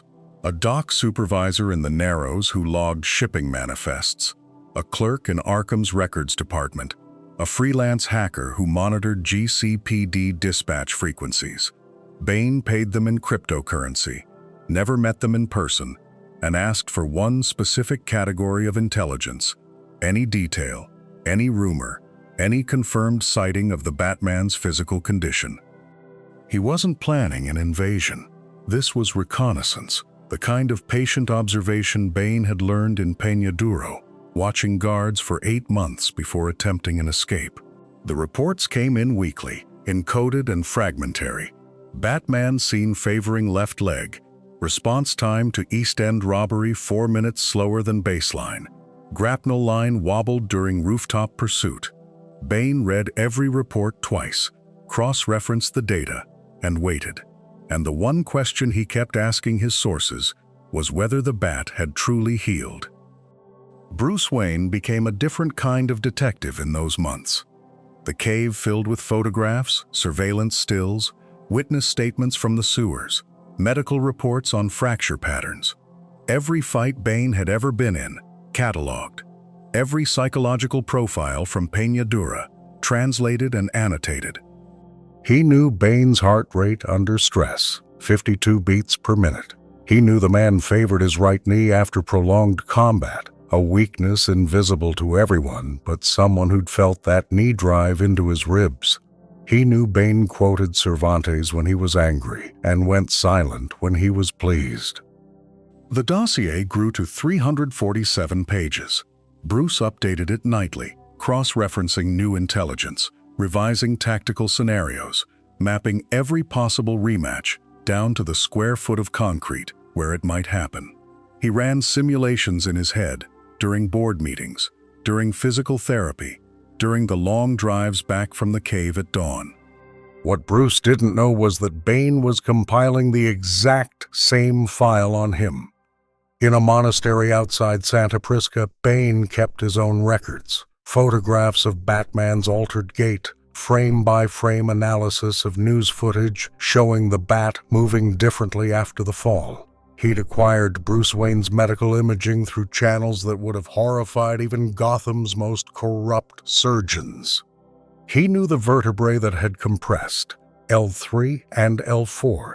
He knew the scar tissue patterns, the range of motion Bruce had regained, and the 11 degrees he never would. He knew Wayne Enterprises had quietly hired 3 new physical therapists in 6 months and fired them all. Both men woke at the same hour, 4:47 a.m., though neither knew it. Both ran the same mental drills, imagining the rematch, adjusting for new data, preparing for a battle that existed only in theory. Bruce studied Bane's psychological tells. Bane studied Bruce's compensatory movement patterns. 2 predators circling a fight that might never come. And then, on a night no one expected, the signal went up over Gotham, and it wasn't from Gordon. The call came through every police scanner simultaneously, a voice distorted but deliberate. "The Bat is broken. Gotham is mine." 3 hostages in the old Tri-Corner yards, bound with climbing rope in a pattern Bruce recognized instantly. Venom canisters staged at the scene, empty but carefully arranged. Someone was performing Bane's greatest hit. The brutality was meticulous. 2 security guards with precisely fractured ribs, the kind of damage that required anatomical knowledge and controlled force. Walls tagged with Santa Prisca prison codes. A mask left at the scene. Crude latex, but the message was clear. Bruce suited up faster than he had in months, ignoring the protests from his back, the old pain flaring white-hot as he dropped into the Batmobile. Robin tried to follow. Bruce shut the comm channel. This was his ghost to face, his reckoning, and if it really was Bane returned to Gotham, he'd meet him alone this time. But when Batman arrived at the scene, he found something that made his blood run cold.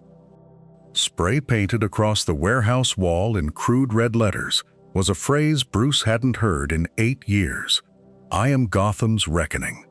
The exact words Bane had spoken before breaking his back in the sewers beneath the city. A taunt no one else should have known, because there'd been no witnesses, no recording, just the 2 of them in the dark. Bruce ran his gauntlet scanner over the paint, still wet, applied within the last 90 minutes. The chemical signature matched a brand sold at 47 stores across Gotham, impossible to trace. Whoever did this wanted him to know they'd studied that night, dissected it, understood what it meant. But the message felt wrong. Too theatrical, too eager to impress.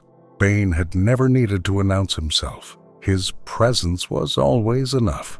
This felt like someone wearing his shadow, testing to see if Batman would flinch. And Bruce had to decide, was this Bane's game or someone trying to provoke one?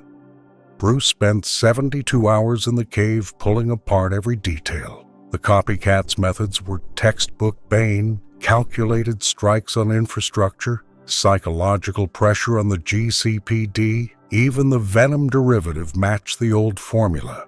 But the execution was sloppy. Bane would have anticipated the bat signal response time down to the second. This imposter arrived 4 minutes late to their own ambush. Oracle cracked the warehouse security network and found a partial face scan. Marcus Dreyfus, 34, former League of Shadows washout who'd trained under Ra's al Ghul for 6 months before being expelled for recklessness. He'd spent the last decade studying Gotham's rogues, building a library of techniques, waiting for his moment. Dreyfus wanted to be remembered, to carve his name into the city's memory the way Bane had, but he'd miscalculated one critical variable. He'd posted his first taunt on an encrypted forum the League still monitored, bragging about his plan to finish what Bane started. What nobody expected was that the imposter had already sent word to the real Bane, and he was listening. On a fortified estate 2,000 miles from Gotham, Bane read the intercepted message on a secure terminal. He didn't rage, didn't mobilize. He simply watched the surveillance feeds his network still maintained in the city, studying how this pretender moved, how Batman responded. 17 years since Knightfall, and someone thought they could replicate what he'd built through discipline and suffering. Bane had spent those years in strategic patience, consulting for organizations that valued his tactical mind, never returning to the spotlight. He could have crushed Dreyfus with a single encrypted order, had him neutralized before sunrise. Instead, he let the theater play out, curious to see if Batman had grown stronger or simply older. For 9 days, he observed Dreyfus's attacks escalate, watched Batman track him through the city's veins, saw the copycat grow desperate as his plan unraveled. Bane understood imitation versus mastery, recognized the difference between wearing a legend and earning one. And when the imposter made their final move, Bane finally understood what he'd been waiting to see. Batman hit the warehouse at 3:47 a.m. with 11 seconds of prep. He'd mapped every exit, timed every guard rotation, identified the 3 pressure plates wired to the explosives Dreyfus had planted as insurance. The copycat never heard him coming. It took 4 minutes. Dreyfus went for the detonator, found his wrist broken before his finger touched the switch. Batman dismantled the network in real time, severing communications, isolating each cell, feeding the GCPD coordinates as he moved. This wasn't the brawler Bane had shattered in the sewers. This was someone who'd learned to fight smarter than his enemies could adapt. By dawn, 23 arrests, 6 weapons caches secured, and Dreyfus in a cell, mumbling about how Batman moves differently now. Gordon found the evidence logs already compiled, cross-referenced, ready for prosecution. The Batman who returned wasn't just healed, he'd evolved past the man who'd relied on fear and fists alone. And half a world away, Bane closed the file on Batman and made a decision that would echo for years. Bane burned his Gotham intelligence network on a Tuesday. 7 years of contacts, safe houses, contingency plans, all of it reduced to ash in a steel drum outside Santa Prisca. He'd built that network to finish what he started, to return when Batman showed weakness. But the man who'd taken down Dreyfus wasn't weak. He was something Bane hadn't accounted for. He liquidated his Gotham assets within 72 hours. Ghost companies dissolved, weapons caches abandoned, informants paid off and cut loose. His lieutenants didn't understand. Gotham was unfinished business, the city that had witnessed his greatest victory and his only true defeat. But Bane saw what they couldn't. The war was over the moment Batman stood up from that broken back. He disappeared from intelligence chatter by month's end, last confirmed sighting in Singapore before the trail went cold. Some said South America, others whispered about renewed League of Shadows activity in the Himalayas. But the truth was simpler. Bane had measured himself against the only opponent who mattered, and the scoreboard told a story he could finally accept. But before he vanished completely, he left one final message, and only Batman would understand it.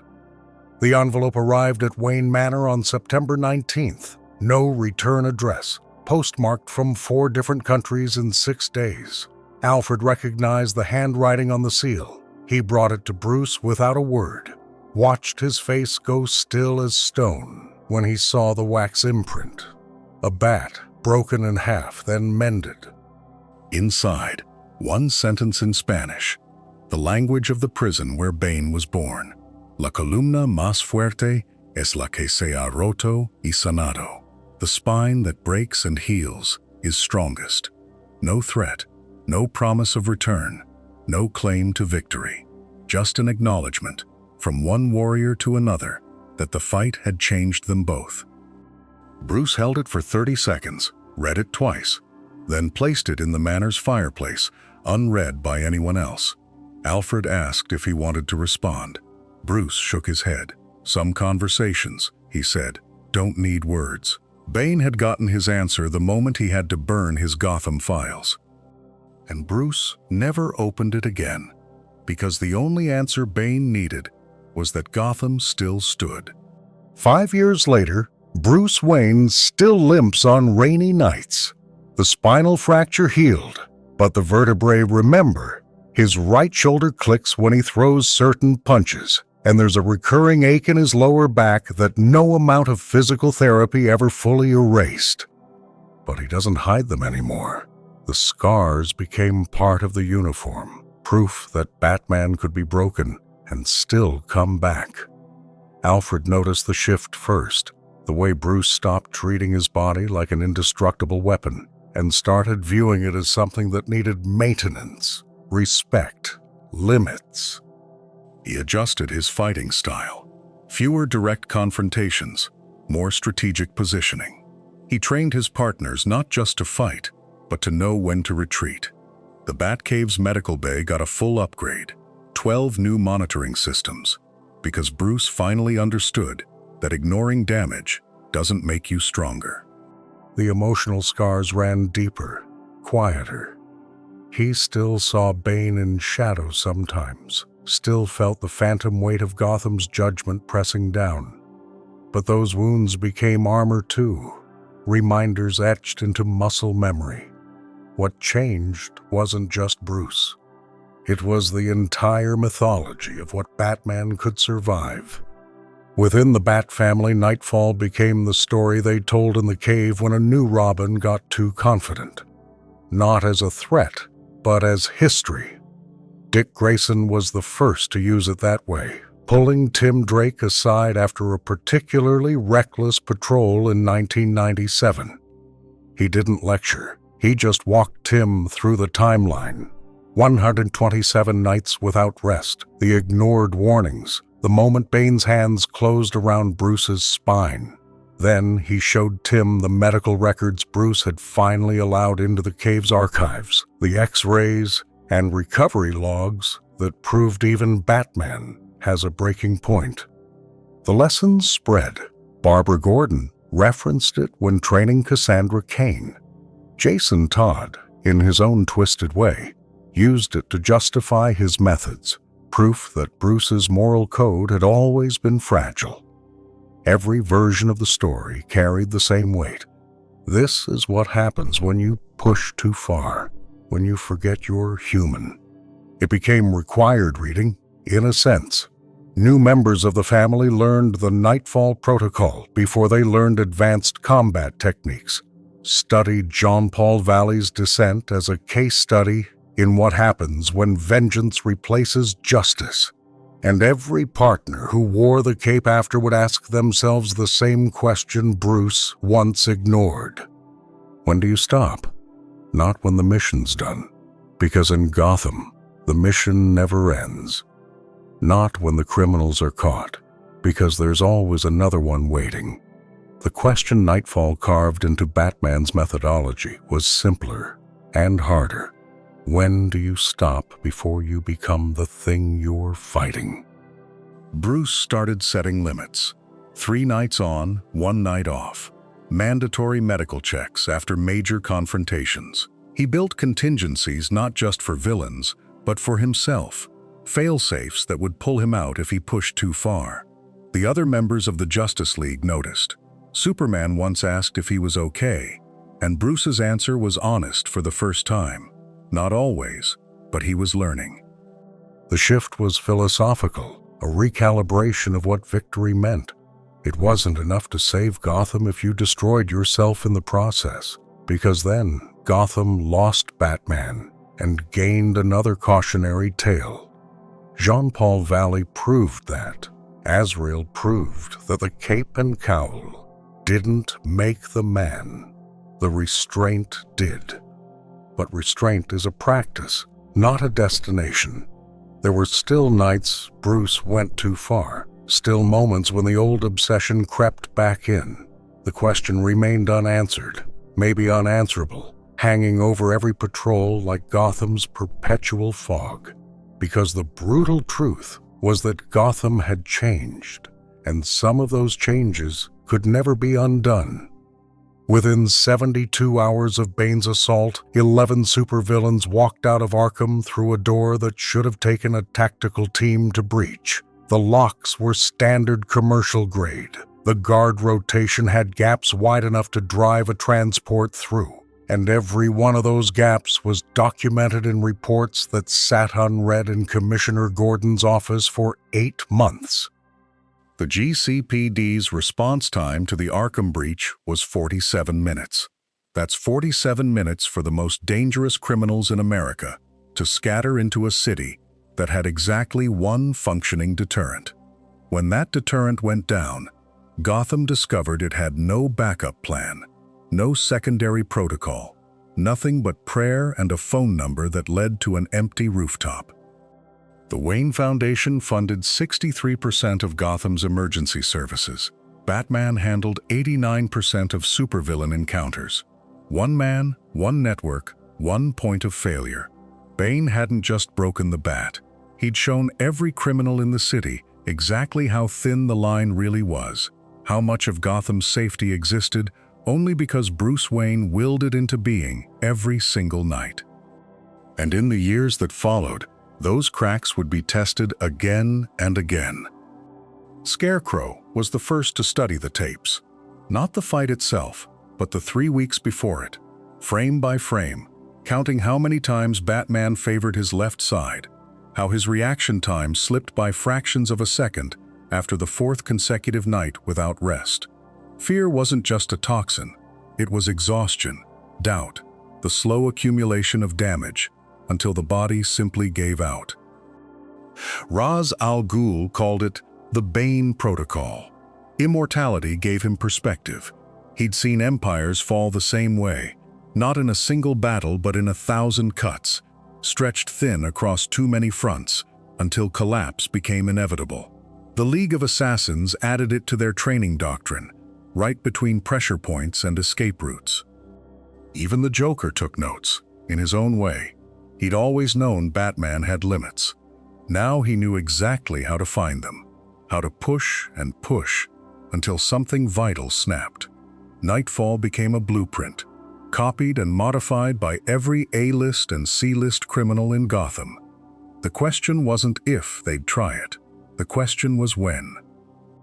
But none of them understood the one thing Bane learned too late. Batman came back different. Faster rotations between safe houses, 6 instead of 3. New contingency partners, each trained on specific threat profiles. Oracle's surveillance net expanded by 340%, covering every approach Bane had used. The next time someone tried to run him ragged, they found automated responses, decoy sightings, a bat that seemed to be in 4 places at once. He started sleeping in 90-minute cycles, the way special forces do, maximizing REM efficiency. Added biometric monitoring to the suit, alerts that forced him off patrol before adrenaline could mask real damage. When Scarecrow tried the exhaustion play in '96, he found a Batman who vanished on day 5, only to return 72 hours later, fully rested, while Crane was still setting up his endgame. The adaptation went deeper than tactics. Batman learned to lose. Not the mission, but the pride, the obsessive need to handle everything personally. He built redundancies, delegated, accepted that Gotham needed a symbol that could survive its bearer. Every copycat who studied Bane's playbook found themselves fighting a target that had evolved past the strategy, 3 moves ahead, because he'd already lived through the worst version. What it cost him, though, was something no armor could protect. He stopped answering calls. Oracle would ping him with intel and get silence for 6, sometimes 8 hours. Gordon left the signal burning on cloudy nights when the city was quiet, just testing whether Bruce would still show. He did, but the conversations got shorter. Alfred found him in the cave at 4 a.m., more nights than not, running combat sims against Bane's exact height and weight, tweaking variables. Bruce had always been obsessive, but this was different. He was building a wall, brick by brick, between himself and everyone who'd watched him break. Tim noticed at first. Patrols became tactical briefings, nothing more. No banter on the rooftops, no check-ins after rough nights. Bruce would nod, acknowledge the work, then disappear into the next case file. The space where their partnership used to breathe just closed up, like scar tissue over a wound that hadn't fully healed. And the one person who tried hardest to reach him was the one he'd hurt the most. Bruce never said the words, not to Tim for handing him a mantle he wasn't ready to lose, not to Alfred for the weeks he spent believing his son was dead in that spine-shattered silence, not to Gordon for letting Gotham think its protector had abandoned it when the city needed certainty most. But 9 months after reclaiming the cowl, Bruce upgraded the entire Batcave medical suite, 6-figure equipment Alfred had mentioned once in passing. He rewrote patrol protocols so Tim never worked a sector alone, no exceptions. He started showing up to Gordon's office with case files instead of waiting for the signal, a quiet acknowledgement that partnership was a two-way door. The changes were small, methodical, easy to miss if you weren't watching. New armor for the Robins with reinforced spinal plating. Weekly check-ins coded into the comm system as mandatory, non-negotiable. He trained Tim for 11 months straight on escape techniques from holds Bane had used, drilling them until muscle memory overrode panic. What they gave him instead was something more valuable than forgiveness. They showed up every time. When Arkham flooded in '95 and Bruce coordinated evacuations for 19 hours without sleep, Tim was there in the sub-basements, hauling patients through waist-deep water. When No Man's Land turned Gotham into a war zone and the National Guard pulled out, Oracle ran comms for 87 days straight, while Alfred kept the cave operational on generator power and rationed supplies. Gordon never asked why Bruce had chosen Jean-Paul, never demanded an explanation for the chaos that followed. He just handed over files on the Black Mask operation the week Bruce returned and said the GCPD needed eyes on the East End by Thursday. Trust rebuilt in case numbers, not confessions. The Bat family became something else after Nightfall. Tighter, maybe. More aware of the edges where things could fracture. They stopped assuming invincibility and started building contingencies for each other. Quiet safety nets Bruce had once convinced himself he didn't need. It wasn't the partnership they'd had before. It was the one they'd earned by surviving what broke them. But there was one last ghost from that time that had never been properly laid to rest. In 1998, Jean-Paul Valley walked into the Batcave without invitation or warning. He'd left Gotham 3 years earlier still carrying the weight of Azrael's programming, still half convinced the system would reassert control if he stayed too close to the mantle he'd corrupted. Bruce found him standing in front of the costume case, staring at the empty space where Asbat's armor had once hung. The cowl was gone, melted down after Bruce reclaimed it, but the memory burned just as bright. Jean-Paul looked older, quieter, like someone who'd walked a long distance to arrive at a single question. They talked for 4 hours in the cave, no patrol interrupting them, no emergency pulling Bruce away. Alfred brought coffee twice and said nothing, recognizing the shape of a reckoning when he saw one. What passed between them wasn't reconciliation in any clean sense. It was two men finally admitting what the other already knew. And in that conversation, Bruce finally spoke the words he'd been carrying since Nightfall ended. Bruce told him the truth without deflection or strategic omission, that he'd chosen Jean-Paul knowing the system made him unstable, that he'd handed over the cowl when he was too broken to wear it and too proud to admit Gotham needed more than a stand-in, that he'd asked a man with compromised judgment to make impossible choices, then blamed him when those choices went dark. He didn't frame it as tactical error or necessary sacrifice. He called it what it was, using Jean-Paul as a weapon he could discard if the experiment failed, a buffer between Bruce Wayne's spine and the city's expectation that Batman never stops. The apology wasn't performative or strategic. It was the kind of admission Bruce almost never made, the acknowledgement that he'd engineered someone else's collapse to avoid his own. Jean-Paul listened without interrupting, his face unreadable in the cave's half-light. When Bruce finished, the silence stretched long enough that Alfred glanced toward the stairs, wondering if the conversation had died there. It hadn't. What Jean-Paul said in return was something Bruce never expected to hear. Jean-Paul thanked him, not for the mantle or the trust or the second chance, but for taking it back, for stopping him before Azrael's programming burned through what was left of the man underneath. He said the 6 months he wore the cowl were the worst of his life, that every night he felt himself disappearing into something that wasn't him and wasn't Batman, just violence, wearing a symbol it didn't understand. He told Bruce that losing the mantle saved him, that being stripped of it, humiliated and exiled, forced him to build an identity that wasn't Azrael or Batman or the Order's weapon. He'd spent 3 years learning who Jean-Paul Valley was when no one was giving him a mission, and he wouldn't have done that work if Bruce hadn't ripped the cowl away. Bruce asked where he was going next. Jean-Paul said he didn't know yet. Somewhere the system couldn't follow him. Somewhere he could be ordinary. He shook Bruce's hand at the cave entrance, the gesture formal and final. Two soldiers who'd fought the same war on opposite sides. And when he walked away, Bruce understood that some wounds heal only when you stop trying to fix them. 3 weeks after Jean-Paul left, Bruce went back down to the spot where Bane dropped him. The cave floor was cold stone, same as it had always been. He stood there for 11 minutes, his spine straight, testing whether the memory still had teeth. The fear was there, quieter now, a scar instead of a wound. He could feel the echo of impact, the way his body remembered what his mind had filed away. But standing in that exact place, he realized something had shifted. The cave didn't own him anymore. He knelt and pressed his palm flat against the stone, the way a soldier might touch a battlefield years later.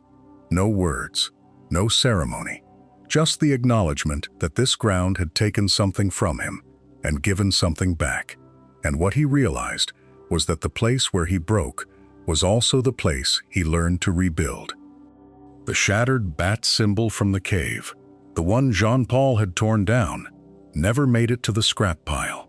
Bruce kept it in a steel case in the training room, sealed but visible. Not a trophy, not quite a warning either. He'd open the case sometimes when training a new Robin, let them see the jagged metal and burned edges. He never explained it. The symbol had been broken by a man who believed conviction alone was enough, who thought the mission could run on fury and righteousness. And it took months of blood to prove that wrong.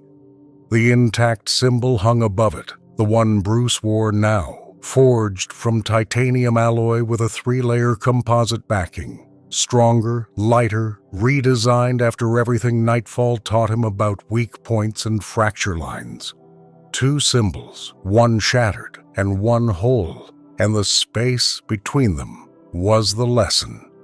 Because KNIGHTFALL taught him that symbols can be broken, but the will behind them cannot. The training protocols changed after nightfall. Bruce built new scenarios into the simulation runs, 72-hour endurance tests where the objective wasn't to win, but to recognize when you were too tired to continue. He taught every Robin after Tim the same drill. Call the code word, pull back, live to fight tomorrow. He showed them the footage of Azrael's patrols, the escalation, the moment discipline turned to frenzy. He made them study the breaking point, not as failure, but as data. Here's what happens when you don't sleep. Here's what rage does to your judgment. Here's the difference between 48 hours and 96. The hardest part was teaching them that retreat wasn't weakness. Generations of Robins had been trained to push through, to take the hit, to never quit. Bruce rewrote that doctrine one sparring match at a time. He'd push them to exhaustion, then wait. The ones who tapped out passed. The ones who kept swinging got benched. And the first time a Robin called for backup instead of pushing through alone, Bruce knew something had changed. The change wasn't sudden, it was gradual, like water wearing down stone. Bruce didn't wake up one morning and decide to become something different. He just stopped pretending he could carry Gotham on his own. The Batcave filled with voices where there used to be silence. Tim ran analysis, while Dick coordinated patrols. Oracle became the nerve center, feeding intel to 4 operatives at once. The symbol on the cowl stayed the same, but the structure underneath it had shifted into something Bruce never would have built before his spine broke. He still went out alone some nights. Old habits don't die, they just get managed. But when a case sprawled too wide or an enemy hit too hard, he made the call. Not because he was weak, because he'd learned the difference between strength and stubbornness, and that lesson had cost him everything. The irony was that Bane had broken more than Bruce's body. He'd shattered the myth that one man could hold back the darkness forever. And in the wreckage of that myth, Bruce built something sturdier, a network that wouldn't collapse if he did. But the question that haunted every member of that family was whether it would be enough when the next Bane came. Up in the watchtower, the others had been paying attention. Superman replayed the Gotham feeds from the night Bane dropped Bruce off the rooftop. Wonder Woman read the mission reports from the months Jean-Paul wore the cowl. Green Lantern asked quiet questions about whether anyone had checked on Bruce after. They'd always known Batman was mortal. That was part of the mystique, the human who stood alongside gods. But KNIGHTFALL stripped away the theory and left them staring at the reality. Bruce could be broken, not just beaten in a fight, but dismantled piece by piece until there was nothing left to put back together. No one said it out loud, but the monitoring protocols changed. Superman started making flyovers through Gotham on nights when the bat signal stayed dark too long. Diana routed herself through the city between missions, just to see if the rooftops were quiet or empty. Jean kept one corner of his telepathic awareness open for a specific mental signature that broadcast from under a cowl. Bruce never asked if they were watching. Maybe he knew, maybe he didn't. But the Justice League had learned something Gotham already understood. The man in the cape was the linchpin, and if he went down, more than one city would feel it. And Superman made a promise to himself that he would never let Bruce face something like that alone again. The shift was subtle, but irreversible. Before nightfall, Batman worked with the Justice League when the threat demanded it. After, the calls came easier. Bruce stopped treating every crisis like a solo mission with optional backup. He coordinated, he delegated, he admitted when a problem was bigger than Gotham's walls. The League noticed the change and met it halfway. When Arkham had a breakout, Flash was there in 90 seconds instead of waiting for a formal request. When Poison Ivy's spores spread beyond city limits, Green Lantern quarantined the area before Bruce even finished the briefing. The borders between Gotham and everywhere else blurred, not because Bruce asked them to, but because everyone finally understood what happened when they didn't. It wasn't sentiment, it was strategy. Bane had proved that isolation was a tactical weakness, a blind spot you could drive a wrecking ball through. The Batman who fought alone could be studied, predicted, broken. The Batman embedded in a network of the world's most powerful heroes was a different equation entirely. Bruce still guarded Gotham's secrets like they were his own blood, but the firewall between his city and the rest of the world had cracked, and through that crack flowed something unexpected. Reinforcement, not dependence, not surrender. Just the acknowledgement that even the Dark Knight cast a shadow the right size when he stood in the right light. What it meant was that the next time Gotham fell, the world would be watching. By the time a few winters had passed, nobody in Gotham told the story straight anymore. In the alleys off Park Row, the pickpockets swore the Bat had died on the pavement and clawed his way back from somewhere colder than a grave. Uptown, the survivors of that summer told it kinder, the way you tell a child about a storm that missed the house. The criminals remembered a broken thing being carried into the dark, and they remembered how quiet that felt, like the whole city had exhaled at once. The honest folk remembered the second cowl, the wrong one, and the night it burned white in a rooftop struggle they only half understood. Both sides agreed on the shape of it. The Bat fell, and then the Bat stood up again. What nobody could settle was which Bat did the falling and which one did the standing.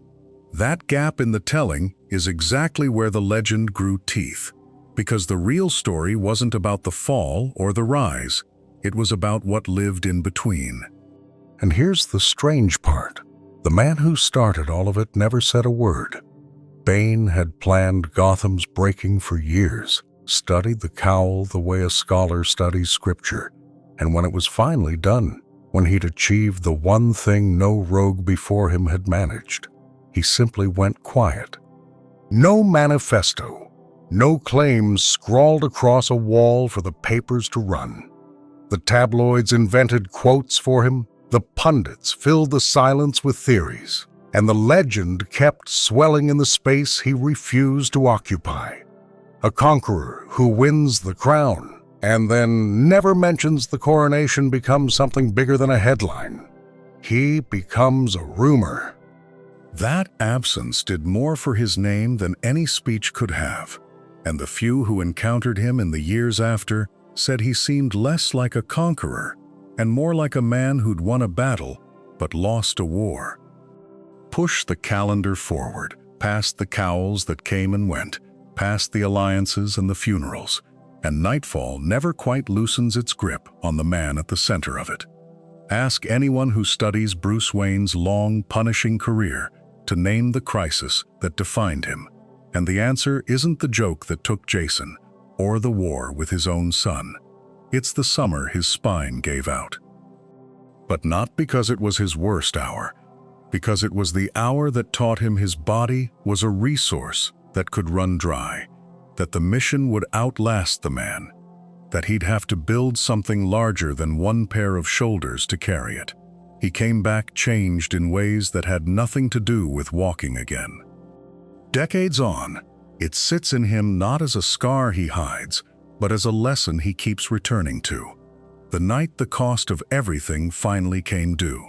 And when asked if he'd do anything differently, Bruce's answer was always the same. No. That was the answer, every time. Bruce wouldn't change a single night of it. Not the break, not the crawl through snow to reach the cave, not the 9 months learning to walk again while Gotham burned above him. Because the man who climbed out of that pit understood something the man who fell in never could. That Batman was never supposed to be unbreakable. That invincibility was the fantasy, and the mission required something harder than strength. It required knowing when to fall so others could rise. Dick became Nightwing because Bruce let him go. Tim found Robin because Bruce admitted he needed help. The entire Bat family exists because one night on Monarch Theater's steps, Bruce Wayne's spine shattered, and he finally learned he couldn't do this alone. Some call that wisdom. Others call it the same stubborn pride that broke him in the first place, repackaged as a lesson. But there was one last piece of the story that almost no one knew, the detail that explained everything. Nightfall was never about Bane. It was never about Venom or Arkham's gates, or even the break itself. It was about a city that asked one man to carry everything, and the night he collapsed under the weight of that impossible demand. For 7 years, Bruce had been Gotham's only answer to the question it kept asking. Every murder, every robbery, every scream in the dark. One man, one mission, no backup, no end. The lie he told himself was that he could sustain it forever, that willpower and training were enough. Bane didn't break Batman. Gotham did. Bane was just the inevitable result of a system designed to fail. The moment when physics caught up with mythology. And in that sewer, sprawled on cold stone with his body finally admitting what his mind refused to, Bruce learned the only lesson that ever mattered. The mission was bigger than him, always had been.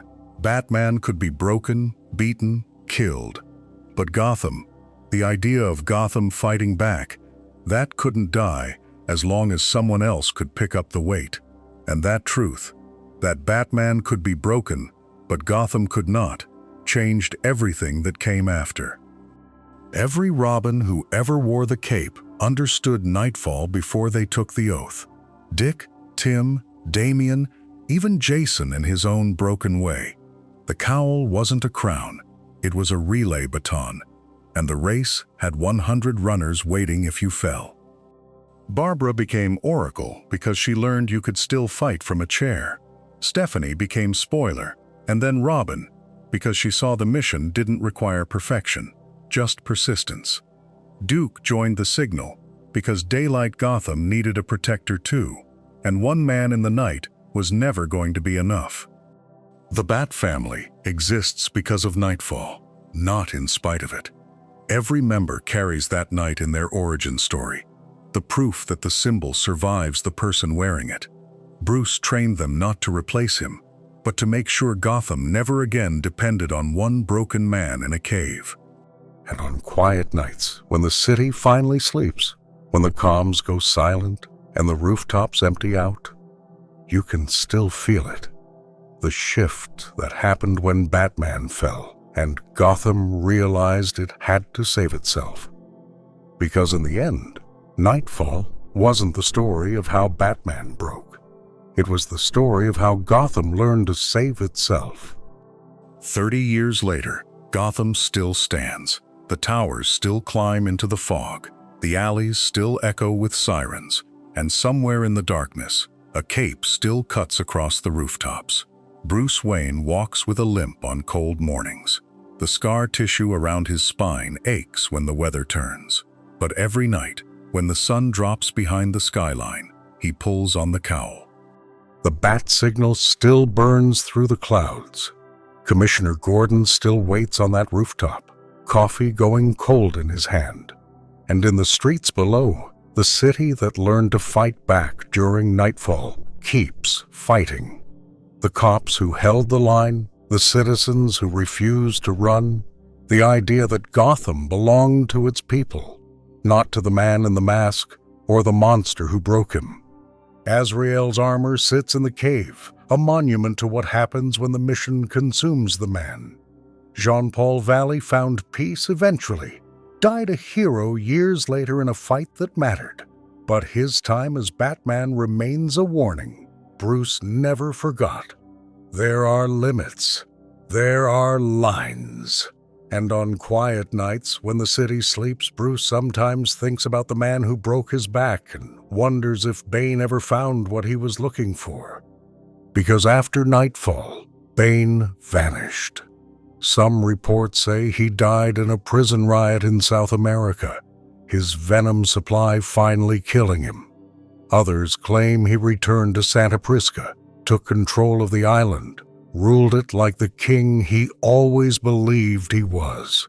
Intelligence agencies tracked sightings in Gotham, Blüdhaven, Metropolis. Mercenary work, revenge contracts. A man who couldn't stop fighting because fighting was all he knew. Batman's files list him as active, status unknown. The League of Assassins has records of him training in their compounds. Arkham has a cell with his name on it, never occupied. And late at night, when Bruce reviews the old case files, he sometimes sees patterns in the city's crime that feel familiar. The precision, the psychology, the sense that someone's still studying him, still waiting. Did Bane ever find redemption? Did he die broken and alone, his body finally betraying him the way Batman's never did?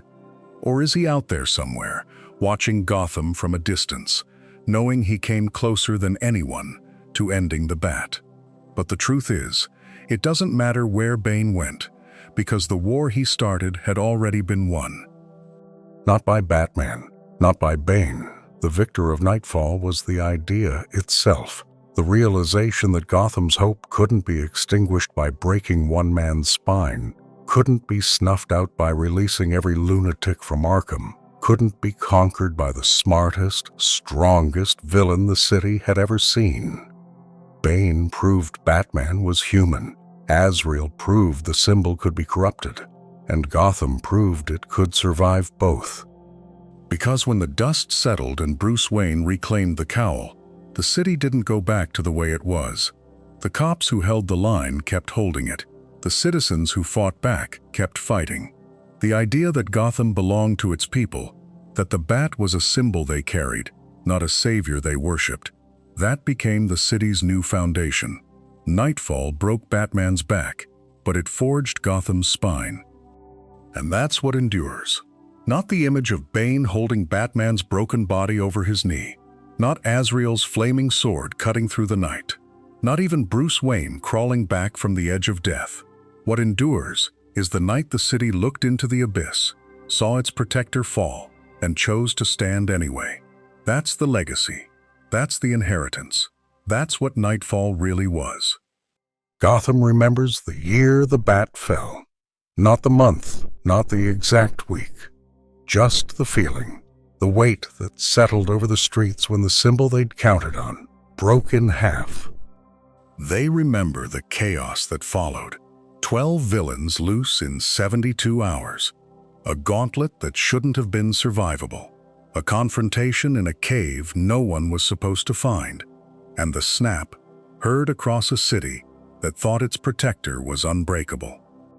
They remember the replacement, the armor, the edges that weren't Bruce's, the fire that nearly consumed a hostage because the new bat forgot what mercy looked like.